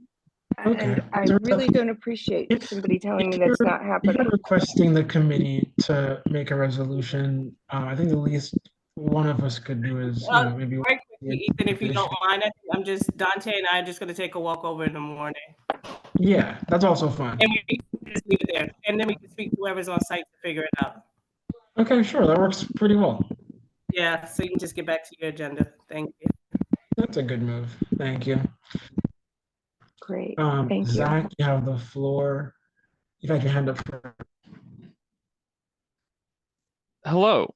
Yes, my name is Zach Younger, and I live on Lincoln between Rogers and Nostrand, which I think that makes it Lincoln 3. I just learned about that numbering scheme. That's very fun.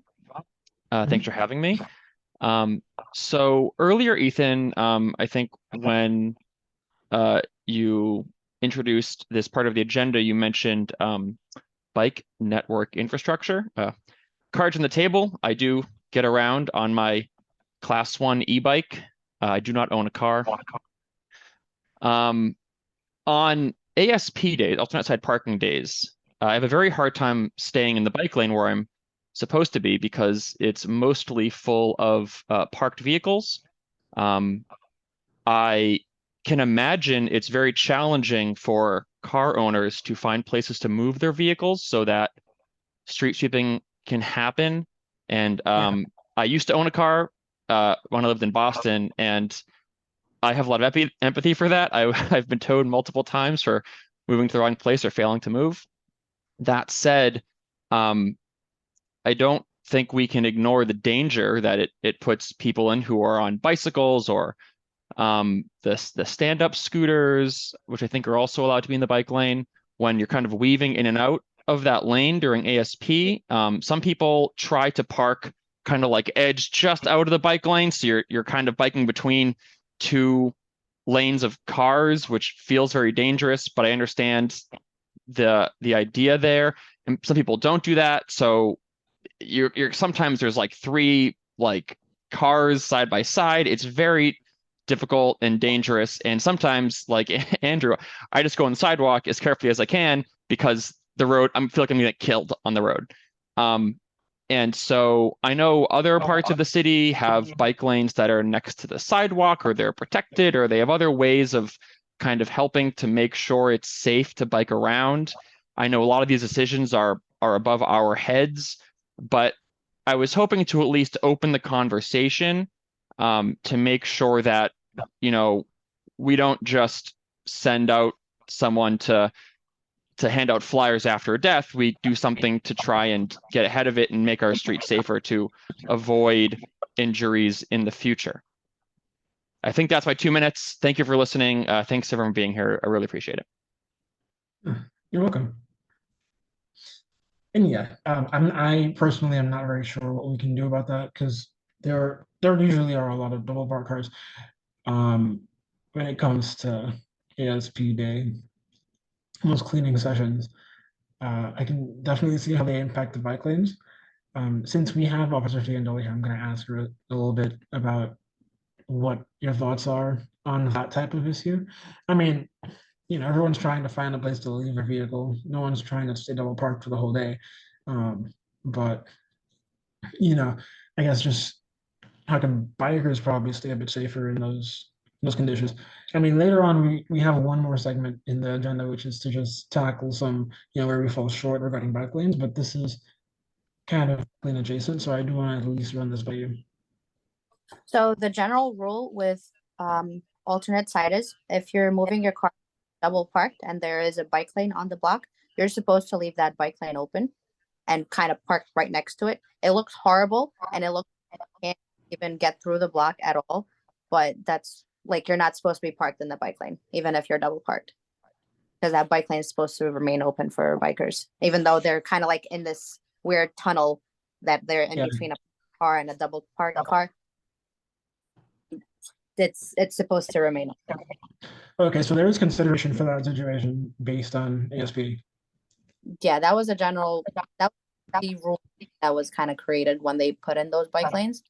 That you're not there's a specific summons for double parking, and then there's another summons for parking in the bike lane?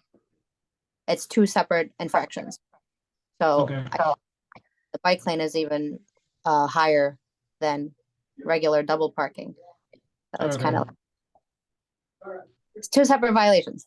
But if you are going to park and there is a bike lane, do not block the bike lane. Okay. I'm not sure many drivers are aware of that. Yeah. From what I've noticed. Very weird. Because if you're double parking, you're kind of like try to stay out of the road to leave some room for people to go around you. But then when you're leaving that bike lane open, it seems like you're in the middle of the lane of traffic. It's weird, but that's the rule. Yeah. Okay. That becomes more, I guess, respected in the future. So bikers have more space to use when they're biking on street cleaning days. Yeah, I'll absolutely. also see what we could do to kind of increase awareness about that, because as we're trying to make the district a little bit more biker friendly, we are going to also have to do what we can to address some behaviors that might inhibit that, and I'll look into how we can spread that word as well.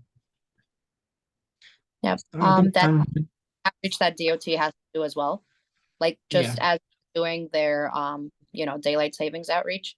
That's something they can tackle. Most definitely. Benny, you got the floor.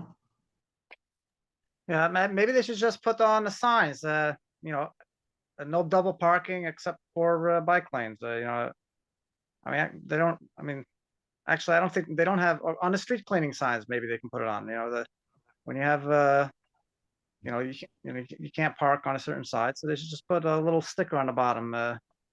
Don't leave the bike lane open. Yeah, I think that would be a good step too. Well, I know Brooklyn is very tight, but you're supposed to move your car off the block for street cleaning, not double park it and leave it for half the day until street cleaning is over. But if everybody's doing it. That's the thing. How do we address what everyone's doing, but technically not supposed to do? Yeah.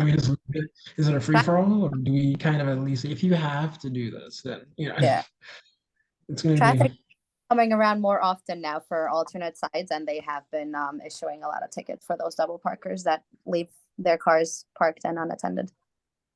Okay. Officially, it's just a courtesy, right? Yeah. Yeah. Unofficially, Any more questions for Officer Fiandoli? It's coming time for us to move to our next item, which we should be able to get through pretty quickly. But this is kind of like the last call for the Q&A. Okay, it's quiet. Good stuff. Thank you a ton, Officer Vandal, for coming through and attending the meeting. Folks have been asking for this for a while, so I'm glad we could deliver on this and get you in here. Really appreciate it. Also, thanks to Felice. Appreciate that. You're welcome. Thank All right. you guys for having us. Definitely if your meetings, especially if they're on Zoom, these are very, very comfortable. Send over the information and we'll try to our best to join in. All right, sweet. Yeah. We'll do more of it. Thank you. That's our 71st Precinct Community Council. Okay, excellent job. Victoria. Thank you, Theo Candola. Definitely. Big thanks. No problem. Thank you for having You're welcome. So next item on the agenda is, today's kind of overarching theme tends to be more on the safety side, and we're looking at bike lanes in this next item. I'm not sure if we all know, but a lot of the bike lanes in surrounding districts kind of end at ours. The bike lanes on Kingston Avenue, Brooklyn Avenue, and at Easton Parkway, north of our district, basically at the border of our district, they end off. The dangerous Ocean Avenue also has a bike lane outside of CD9. And there are a few more that don't make it in. And to make it worse, we have horizontal bike lanes, that run east to west, like on Lincoln and Maple, and we seem to only have one that runs from north to south. And with the growing population of bikers and just trying to make biking another viable option for transportation, it seems like we should be looking at how viable our current bike lane numbers are. Because we're a district that has a good mixture of options when it comes to moving from point A to point B. We have train lines, we have on-time buses pretty frequently. We have a good mix of options that you might not find in somewhere like Canarsie. So that said, we have technically a much better climate for people to be able to move around with our car. And at the same time, we have very few bike lanes. So I want to just open that discussion really quickly and see what the temperature is like on this committee for adding a couple bike lanes to the district. Right now, we have a bit of a plan already set. Andrew contributed a ton to it, and it's mainly around bike lanes that we can add or at least allow to continue through the district as it is right now. Paco, your hand's raised. You have the floor. If you want to comment, have any questions, feel free to go ahead and ask them. We're gonna use the 2-minute limit for this one since it's more of it's less of a Q&A and more of a discussion, and also since it's already after 8:30, so we want to kind of be a little tight here. Sure. I wanted to thank you for bringing up this discussion. I feel like in the committee we've mentioned it for a long time, and no specifics have come of it. I know in some research I had done, unless I'm mistaken, I think 2009 was the last bike lane specifically added within CB9. We've had bike lanes near and around us, as you mentioned. Some come to our borders and then stop. So I think it's very long overdue. I mean, 2009 was a long, long time ago that bike lane was added to Empire Boulevard, and I'd say even the bike lane on Empire Boulevard is not safe. It's really, really dangerous. So I think it's a great discussion to have. I think also the thinking in 2009, as bike lanes were newer in the city, there was paint on the ground and people were getting used to the markings, but time has shown that paint fades and it is not real solid infrastructure. So I'd love to hear what people think about suggestions for bike lanes and how to improve it. But I really want to stress to both people who perhaps bike or know people who bike, or to drivers who only drive or take mass transit and don't bike, to recognize that protected bike lanes are a newer form, if you will, still not new, still easily a decade old, but protected bike lanes are the things that will save lives versus, I drive a car too. It's very easy to double park on a bike lane and squish someone. So I appreciate the conversation, and I want to see protected bike lanes. Thank you.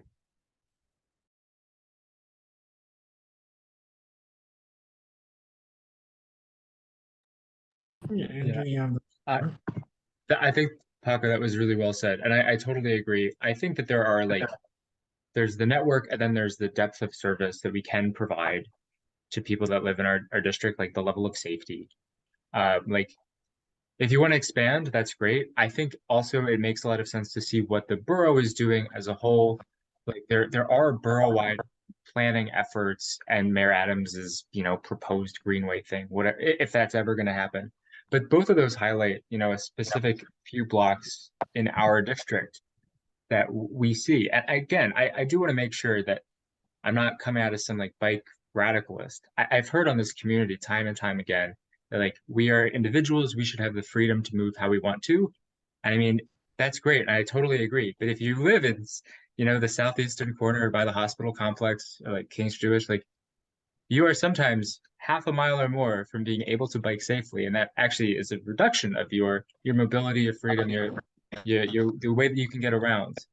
I mean, like just by the numbers, we devote an inordinate amount of space in our district to driving. Like there are like 48 or 49 linear miles of roadway and only 1.8 miles of protected safe bike lanes.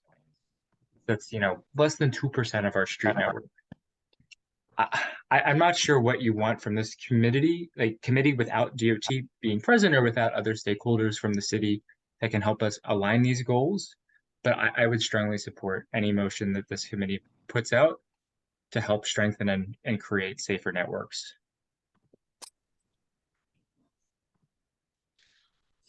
Appreciate that. Felice, you have the floor. All right, so here you have it. You have cars that's been here before bikes, right? We've been moving smoothly with cars and bikes. Then we have mopeds. Then we have scooters. Then we have motorcycles. Okay, so now we all know that we have to share this. I'm not saying that I'm not a cycler, which I am, and I even spoke to Ethan and said that I've ridden my bike all the way to Reese Park or Reese Beach. Okay. What I do notice is that the space that you want to put for ridership for bikes is always in a busy lane. Ethan and I we spoke and we said, why isn't it placed in areas where it's a little bit more safer, where it's less traffic for cyclists? Okay. Why haven't we done a study where we can see where it is safer?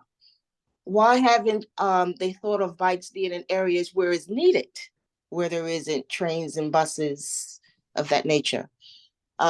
We have to look at the whole frame of things. Okay, because it's not that we don't want to share the road, which we do, okay, but we have to be smart in doing so, okay. And the other thing that I had discussed with Ethan is that we need to have schools for cyclists to learn how to ride their bikes, to follow instructions, okay, to follow the rules and regulations. Also, I have a license. My license, if it should happen, God forbid, that I ride my bike and hit someone, that I will be liable because I have my license and I have insurance. Okay, there's a lot of variables that go into play. Okay, not just biking. Let's look at the whole frame of this. Thank you. Felice, thank you very much. Valerie, your hand's been up. You have the floor. I just wanted to make a comment quickly. Felice said most of what I wanted to say. I'm not a biker, so I don't have anything to add or to take away from anyone who wants to ride a bike. That's where your transportation is, that's fine. But my concern is a little bit deeper, as my conversation always is, with regards to what is the actual citywide plan for all of the monetary things that they're allowing to come on our street? We have the mopeds, we have the zip cars, we have the Ubers, we have the Lyfts, we keep introducing more and more vehicles outside of the person who owns their own private vehicle to our network in which we share with our bikers. And protected lanes or not, if we still sell our real estate and allow other people that's making money off of this to come into the lanes that we have. And again, I'm not sure how many miles of lanes we have, whether it's bike lanes or driving lanes, we still just have that amount. But we keep introducing more and more things, which causes the probability of accidents to increase because we have more vehicles on the road, more for hire, we'll say, type of vehicles. So I'm saying, as we look at putting our protected bike lanes out, as we look at finding the best areas to put our bike lanes, that what is the scope or the plan for the city? How many more types of other transportation are they introducing that will take away from the access that we have? Because when I'm in the car and I'm driving, I look at the license plates, and the majority of the cars that are out there are kind of for hire. So I'm just saying, can we look at the big plan of our community and our transportation network to see what would best suit all of us so that we can share the road well? And also, Valerie, time's expired. other people have gone off their time and you haven't used your time in the whole thing. But for those people who say that car person is parking their car for free, no, we're not parking our car for free because we have to have our registration, we have to have title, we have to have certain things to have our car on the road. Valerie? We have those things, we're getting ticketed, so we're not parking for free. Thank you. You're welcome. And this is, just if I could respond to you, this is mostly about making things a little safer for bikers, not as much. I understand you want to, to see a plan from the city with regards to how the streets are kind of controlled, I guess, which makes sense. But this is an area where we're severely lacking. We have the fewest bike lanes of districts that have our level of transportation options, and we're essentially keeping our own neighbors who bike in an unsafe situation for seemingly no good reason. But I do agree when it comes to the city basically having a huge influx of for hire vehicles and small vehicles that basically go wherever they want to in a kind of uncontrolled fashion compared to the regulation that regular cars have already gone through. And yeah, that's actually worth a look into as well. We can do that on the side. No problem. Thank you. Calista, you have the floor. Hey, so I just wanted to bring up that we have quite a few candidates for bike lanes in our district. And I know, like Felice mentioned, that there are it would be better to have bike lanes on streets that are less, I guess, less busy, or, I mean, I know that's not verbatim, but I think actually that some of the most dangerous streets with traffic are the ones in most need of bike lanes. Because for one, the streets are wide, which is why there's a lot of speeding, Rogers Avenue being one of them. And I'm not an expert on street design, but I know from studies, which several of our members are very, very interested in what studies are available. There are studies that indicate that adding bike lanes to streets with a lot of speeding actually helps with traffic calming, making it safer for pedestrians and cyclists and drivers as well.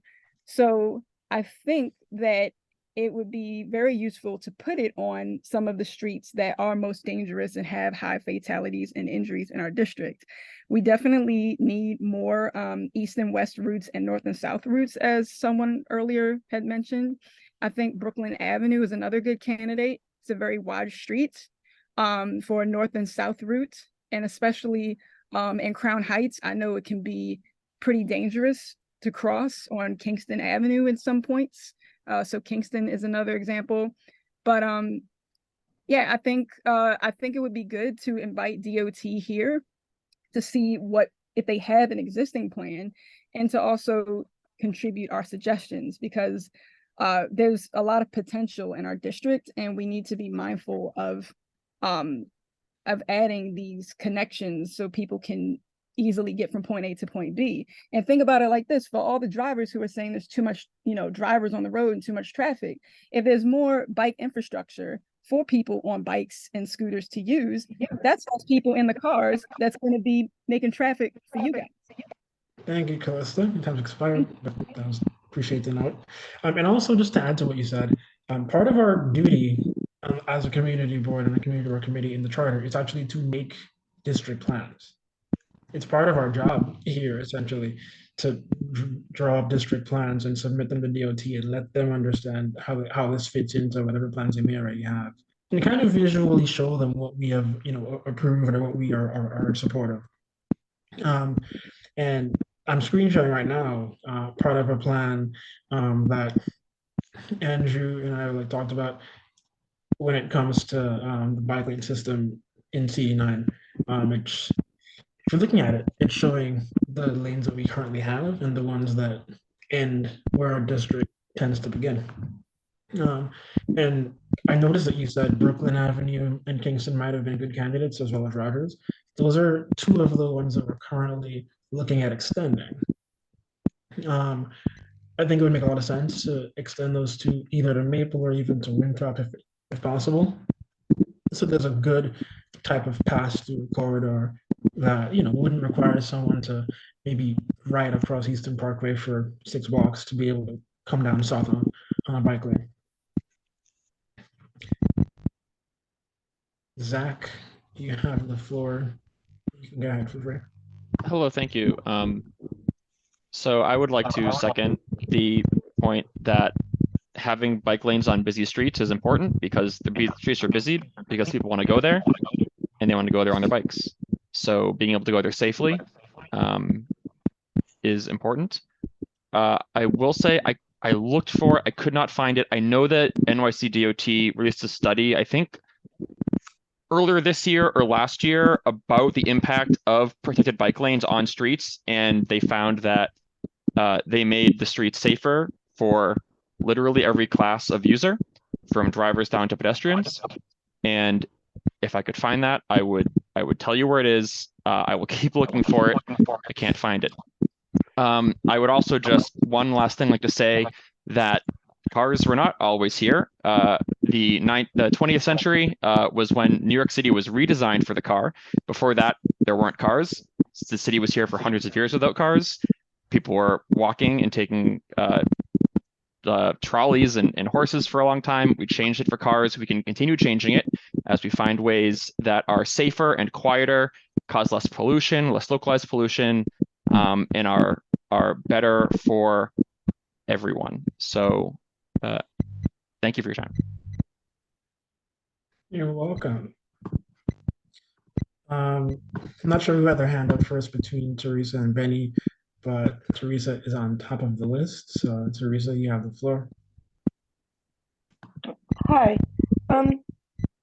About the bike lanes. Okay, so I bike around quite a lot, and I definitely do not want to impact. I don't like the war on cars situation that we have. So I just want to go into this saying that I think we need to get along and work together so everybody can go along. As far as biking, we do need some more bike lanes, and we have some really great bike lanes. That Maple Street bike lane, we can go all the way to Coney Island. We can go, we have Eastern Parkway. We have some of the most beautiful old bike lanes in the city. I'd like more like that, but I also, want to share the road. In particular, what I'd like to see is Empire needs some more safety measures. That bike lane there is just, and it should be used, and it's not used, and it doesn't extend all the way to the park. The bike lane stops in front of where sort of where Western Beef is. The bike lane stops and it doesn't extend all the way into the park. There should be a safe way to get into Prospect Park for bicyclists. I've my daughter was almost killed at that intersection when she was small. I was doored and got, anyway, I've had some bad accidents over there. And there needs to be a safe bike lane on Empire, all the way into Prospect Park. You know, that doesn't go up on this sidewalk, so we're not veering into pedestrians. It needs to be separated. So I'm for the bike lanes, but I also I don't like this idea of this more imposing on the car drivers. I want some way for everybody to get along. And in planning these things, we need to think about things like, all right, when I get somewhere with my bike, there's nowhere to park it. There's nowhere to park it safely. And I have an e-bike. And well, sorry, I can go quite far and there's nowhere for me to park. So we need safe bike parking. Agreed. You're welcome. Agreed. I mean, yeah, I also am not trying to intensify the war on cars at all. I think there's a lot of value in every transport mode, but you know, we are working together to instead have a district where there are good options for everyone to get around. And that's really what this is about. We're not trying to make the car obsolete or prevent people from using cars, but we do want to have, you know, good options no matter what you intend to use to get around. Benny, your hand is up. You have the floor. Yeah, I just also want to reiterate that while, you know, we want to share the road with everybody, we also have to keep in mind, you know, the ratio of who's using the road. And I mean, I would venture to say that there's a heck of a lot more cars using the road than bicyclists. So, you know, we shouldn't impose on cars so much just because a minority of bicyclists are on the road. Now, regarding the proposed changes, while Kingston Avenue is, you know, I would agree that might be a you know, potential place to add a you know, a bike lane. I would definitely be opposed to Brooklyn Avenue, especially since we've already you know, made it difficult to travel north and south in Crown Heights by turning Nostrand Avenue and Rogers Avenue into bus routes and, you know, taking out one of the lanes for cars. The last thing I would want to do is take out another, you know, southern route, which is Brooklyn Avenue, and make it more difficult for cars to travel, you know, vertically through Crown Heights. I think it would make more sense to put these bike lanes perhaps on, you know, north-south avenues that already have a bus lane, where so, you know, that you're not further impeding on the flow of traffic north and south.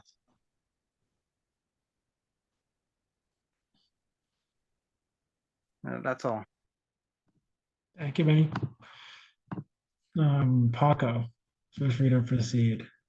Yeah, I wanted to, I guess, second the idea of extending Empire Boulevard to the park. I think cyclists use their bikes and bike lanes for all sorts of reasons, but a lot of people do go to the park. And the fact that we have bike lanes that end so close, sadly, the bike lane on Empire ends at a ghost bike where a woman was killed at the base of Empire and Bedford Avenue.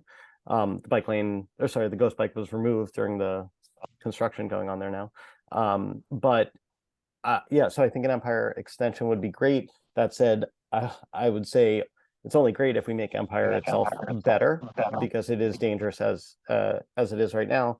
And then again, going to the park, people use Lincoln quite a lot.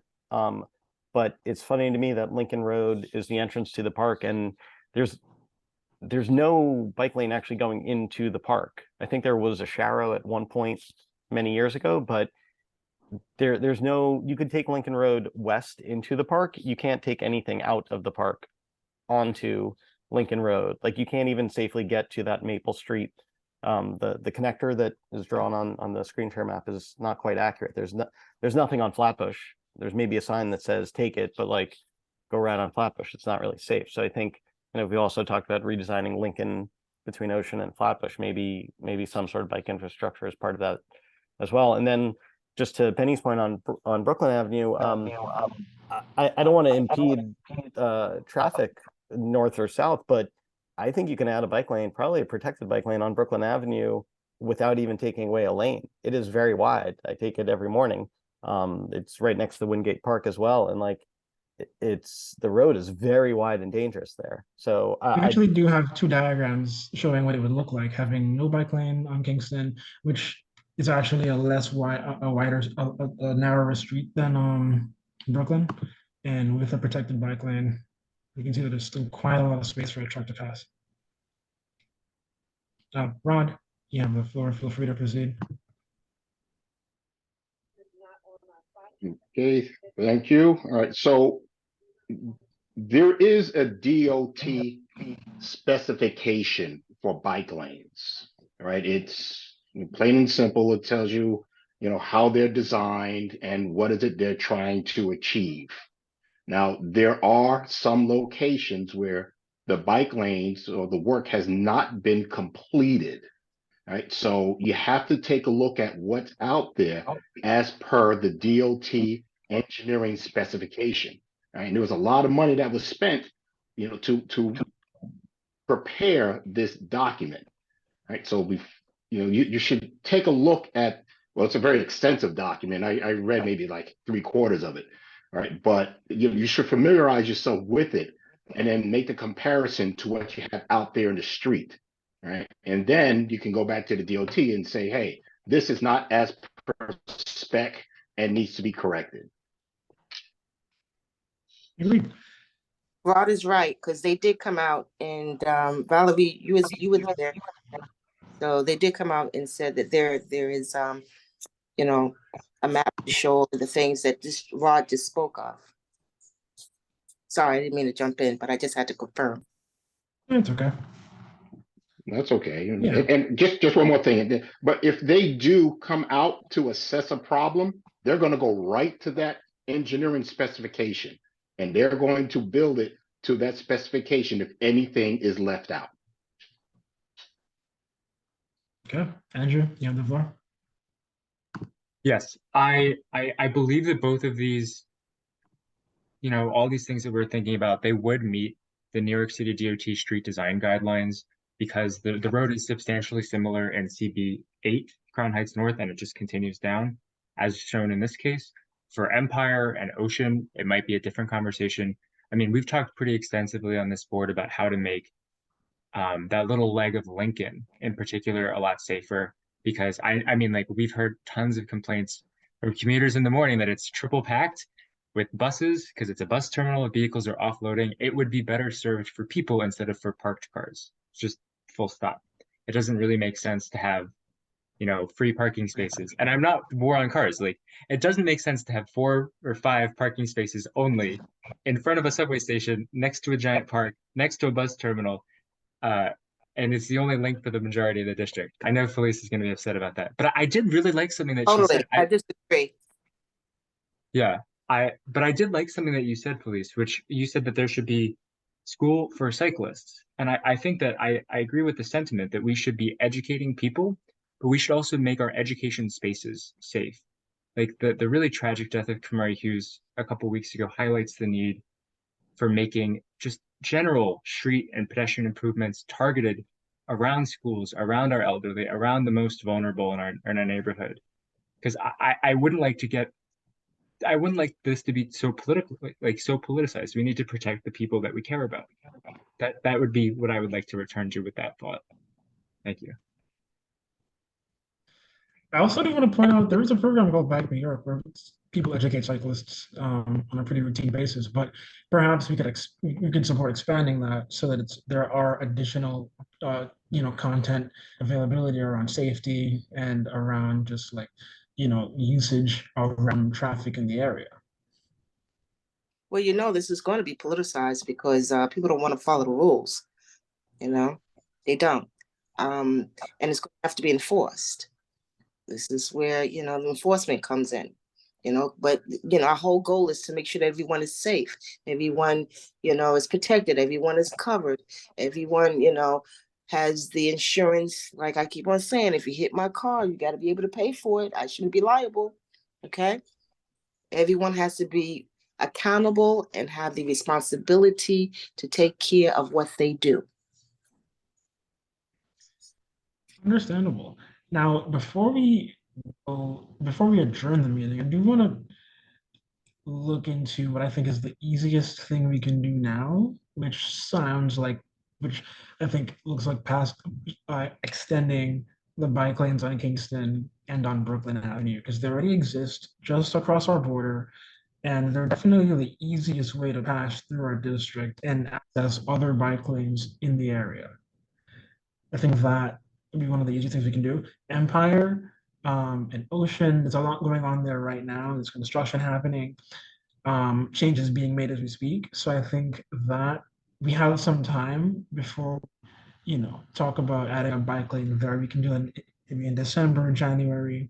But I think it'll help the board, committee, and even the agencies work with us to see us getting resolutions and plans out when we come up with them and quickly, so that they have a good flow of information from us that'll help inform how they build around District 9. May I add? I Hmm? just wanted to say I didn't want to preclude, to have protection for our pedestrians as well. That's really first and foremost, because these cyclists, they're coming from both directions, and we're talking about our children, the elderly. Hey, even me, my dog, I can't even get across the street. I'm just saying, but I support the entrance that was spoken of to go into the Prospect Park. That I really, really support wholeheartedly. Yeah, I think I support that too. I mean, I think it's a major park. It's probably one of the largest parks in Brooklyn. It's definitely something that we need as soon as we can get that. So, do we have any motion on that? Does anyone like to move for that?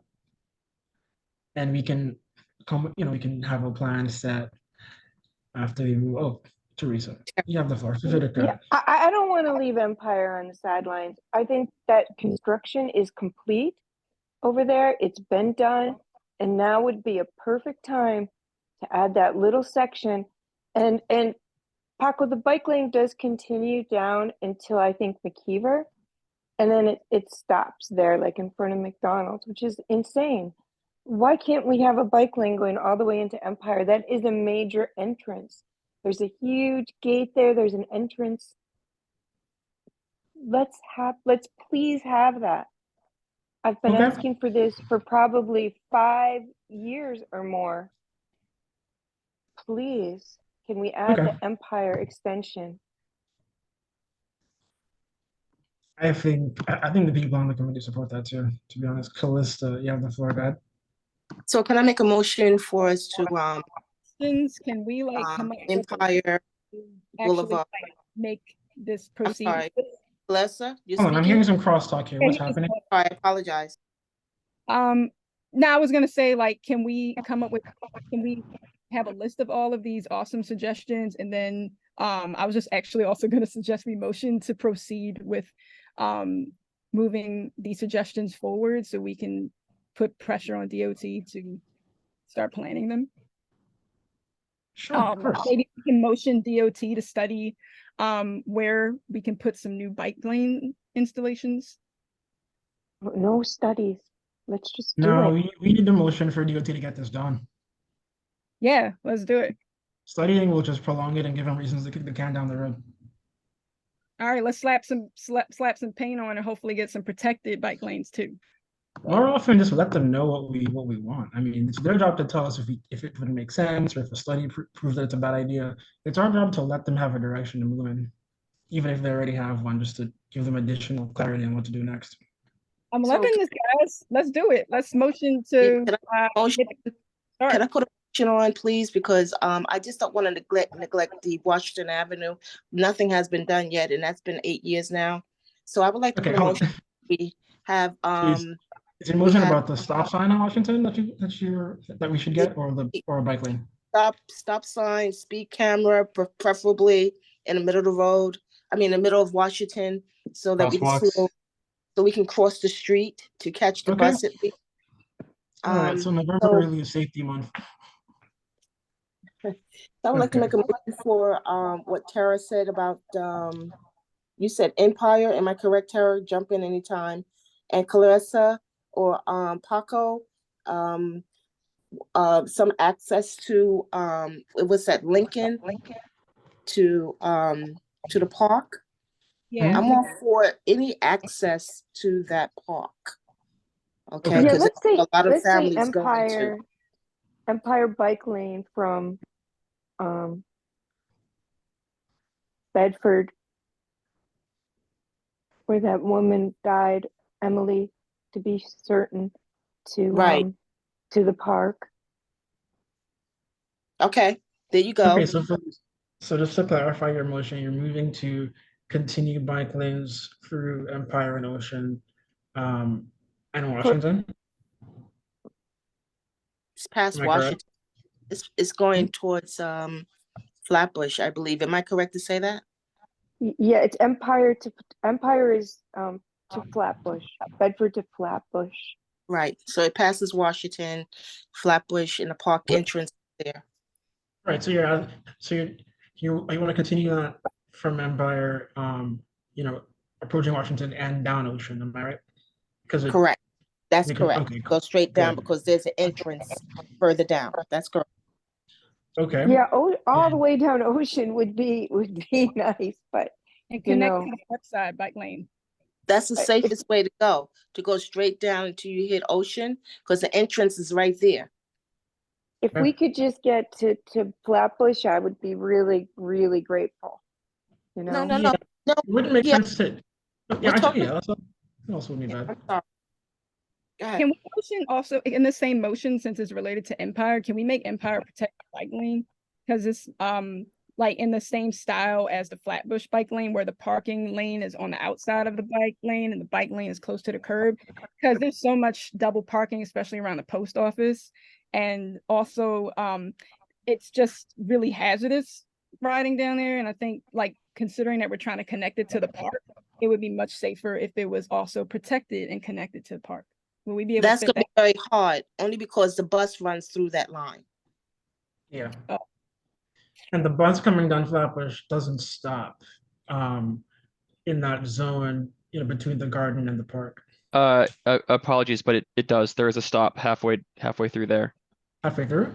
There is? Oh, Yeah, I yeah. forgot, my bad. Thank you, Zach. No, for it's all good. It's all continuing. good. Just trying to help out. Okay. Well, that's perfect. why I mentioned the small streets. I mean, I know the wider streets gives you more room and it makes it more spacious to stay away from the cyclers. But, then you have some small that can be safe as well. Gotcha. Okay, so there's a lot in this motion here that's being presented. So we have the bike lane on Empire connecting into Ocean. We have the one on Washington too. Is that part of it? No, it passes Washington. Okay, but there's a second. I'm asking if you also support a bike lane on Washington as part of that motion. There's a semi one there as well. There is one there, semi. I only say that because the bus runs through there. And when I Okay. say semi, because it's when they go down, I know you got north, south, southwest, but when it comes down towards Empire, it's safer coming down than it is going up towards Eastern Parkway because of the bus. Okay. Fair. Are All you right. talking about the B6869? That's the 48. Are you talking, okay, the bus on Flatbush or the bus on Washington? I think Washington she's referring to. Yeah. Thank you. And All we right. fought for that bus line. 4,000 people signed for that bus to continue. I'm gonna mention that right now. Okay, perfect. So Empire to Ocean and, entering the park as well. You want to get that entry, just supported. I'd like to also amend your motion to continue the bike lanes on Kingston and Brooklyn through the district to either Maple or Winthrop if possible. Well, there are no bike lanes on Brooklyn and Kingston, so we need them. So can they just Right. make some? Well, yeah, well, I mean, like, continue from District 8 straight through. Right. Yeah. Paco, you had your hand raised for a bit. You have the floor. He's been sitting anxiously. No, Yeah, so I wanted to, I guess, or question or clarify something someone said about wishing the bike lane would go along Ocean. There is a plan through parks, not DOT, I think, to extend the Flatbush Avenue bike lane, kind of wrap Prospect Park. So I don't know if we need I feel like we should find out what the progress is on that, but there was a plan. Many years ago, we saw a presentation from Parks Department and COVID delayed it. So that might be in the works already, but just because I'm also taking notes, and I mean, maybe everyone clarify if I feel like there's a motion on the floor, kind of what I wrote down. A motion on the floor is, I guess, Felice introduced, or Ethan maybe introduced, but motion to request DOT expand bike lanes in the district, including continuing the CB8 north-south corridor on Brooklyn and Kingston Avenues, and improving access within CB9 to Prospect Park, which could include extending Empire Boulevard west towards Prospect Park and Lincoln Road into Prospect Park. Ocean Parkway. Right. Is that right? Okay. So, And then the one thing I couldn't tell as I took notes was Felice's comment on Washington Avenue. Were you saying? The stop sign? I know traffic calming is needed that you've noted, but was it biking infrastructure as well, or was that a separate motion that we want to make? That was a separate motion pertaining to safety for stop sign or light for this simple crossing the street. Right, Valerie, that may be new business or an extension of it. Go ahead. Sorry. I mean, that's a really short one. You could probably pass that one tonight. I apologize. Paco's been with us too for a while. Yeah, Valerie, yes. Yeah, feel free to step forward, Valerie. Motion, the start and end point of where you want the bike lanes. Are you saying the entire Kingston Avenue, entire Brooklyn Avenue, entire Empire Boulevard? So I was just trying to find out, is there a start? The start is the whole street is what you're asking for. For Empire, there's a bike lane there already. It ends, I believe, around Bedford Avenue, somewhere around there. So Felice's motion is proposing to continue that through maybe down to around Parkside, or at least just to provide good entry to Prospect Park on Ocean Avenue. No, I'm saying whatever the streets are, I was just trying to find out what is the stop and end point of whatever you're motioning, what you're proposing. Are you proposing the length of the entire street? Pardon, I'm sorry, I might have missed that. Okay, well, for me, I'm proposing the bike lanes on Kingston and Brooklyn to start from Eastern Parkway and continue to either Maple or Winthrop, and the bike lane on Empire would be starting, I believe, around Bedford and going down to Parkside on Ocean. Okay, starting at Bedford. Well, yeah, it's a continuation from what already exists. Okay, all right, that's all I was down to Parkside. Okay, thank you. You're welcome. Yeah, so I'm proposing an amendment to that, just to add Kingston and Brooklyn through. Do you have any opposition to that one?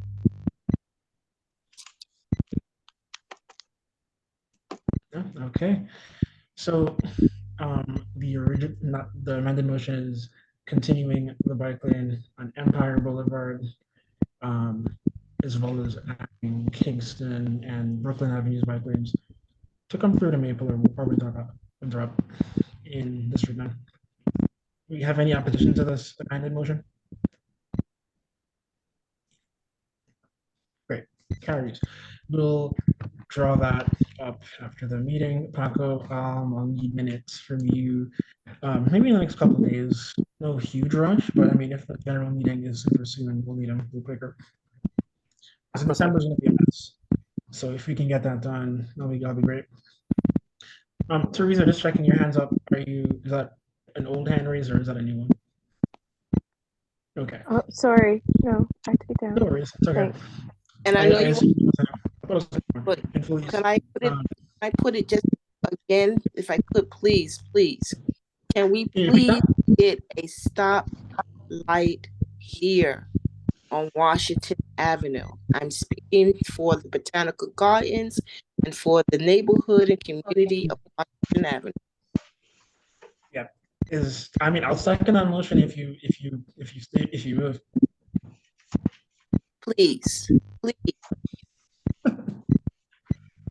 Okay. Please, you want to move to do that?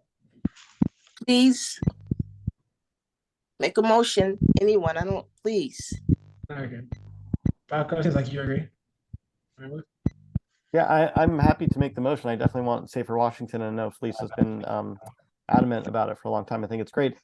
Can you just specify for the minutes? It's what's the cross street? Washington and Washington Montgomery? in Sullivan and Montgomery. More on Montgomery, because they place it down towards Sullivan, and it's a stop sign there. I mean, not stop sign, stop light. We need it more centered so that we can cross the street. From what I understand, DOT rejected a stoplight on Washington and Montgomery, but perhaps a stop sign might be, Yeah, I'd say this. How about the speed camera? Can you get the speed camera from the corner where there's a stop light and bring it to the center? That would be really great and very helpful. Okay. When you say corner, you mean the middle of the block you want to move it to? Correct. Being there? Because there's a stop light there on Carroll. Am I correct to say Carroll? I think so. Yeah, I think so.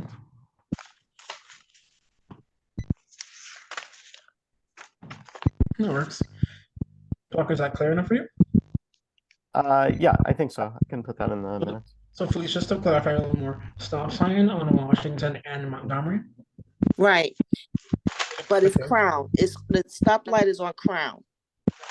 So if the speed camera is in between Montgomery, okay, it certainly would slow them down because they're speeding to get to that light on Crown. Right. Okay. Okay. So is it both that you're looking for, or is it No, I would settle for the speed camera, and maybe a speedometer. I don't know, anything to indicate that they're going really fast. Okay. Okay. So yeah, so moving the speed camera, maybe adding one of those like speed displays on. Right, to slow them down, because you see, I love making money for the city. After all, I work for. Fair. Okay. Paco, you have the floor. So I'm just wondering, for the motion, is perhaps the most comprehensive motion here that CB9 requests DOT, urgently bring traffic calming and safety to Washington right at the Montgomery intersection, and it could include, and then we can list all of these ideas that Felice had. That makes the most sense. Yes, agreed there. Thank you so very much. Mm-hmm. I second that, Paco. You have any opposition to this? Anyone against? Going once. All right. That carries as well. So yeah, 9:30. It's like we've had a pretty productive meeting so far. I will check. I believe our agenda is pretty much filled at this point. Let me just double check. Yeah, looks like we're all good. The only thing left to do is adjourn the meeting. Do you have any last minute concerns? If anyone has any last minute concerns, you can contact me, just email me, or board office, they'll get it to me. Or if we have any more issues that we want to add to the list of things we're going to be tackling in the next few meetings, feel free to email me about that, and we'll let the board office know. And once again, big thanks to President Fandola for coming out. Appreciate you. Yes, that's my PO. Yeah, a big thanks to Felice too for helping make it happen. Thank you. Yeah, so I'm gonna move to adjourn this meeting. Do you have any opposition? You want to keep going? No? Okay. No. Okay. All right, so looks like we're adjourned. Have a All right, good night. night, everyone. Stay blessed. Great work, everyone. Thank you so much. Thank Good you. night. Thank you all. Thank you Have a all. good evening. Committee.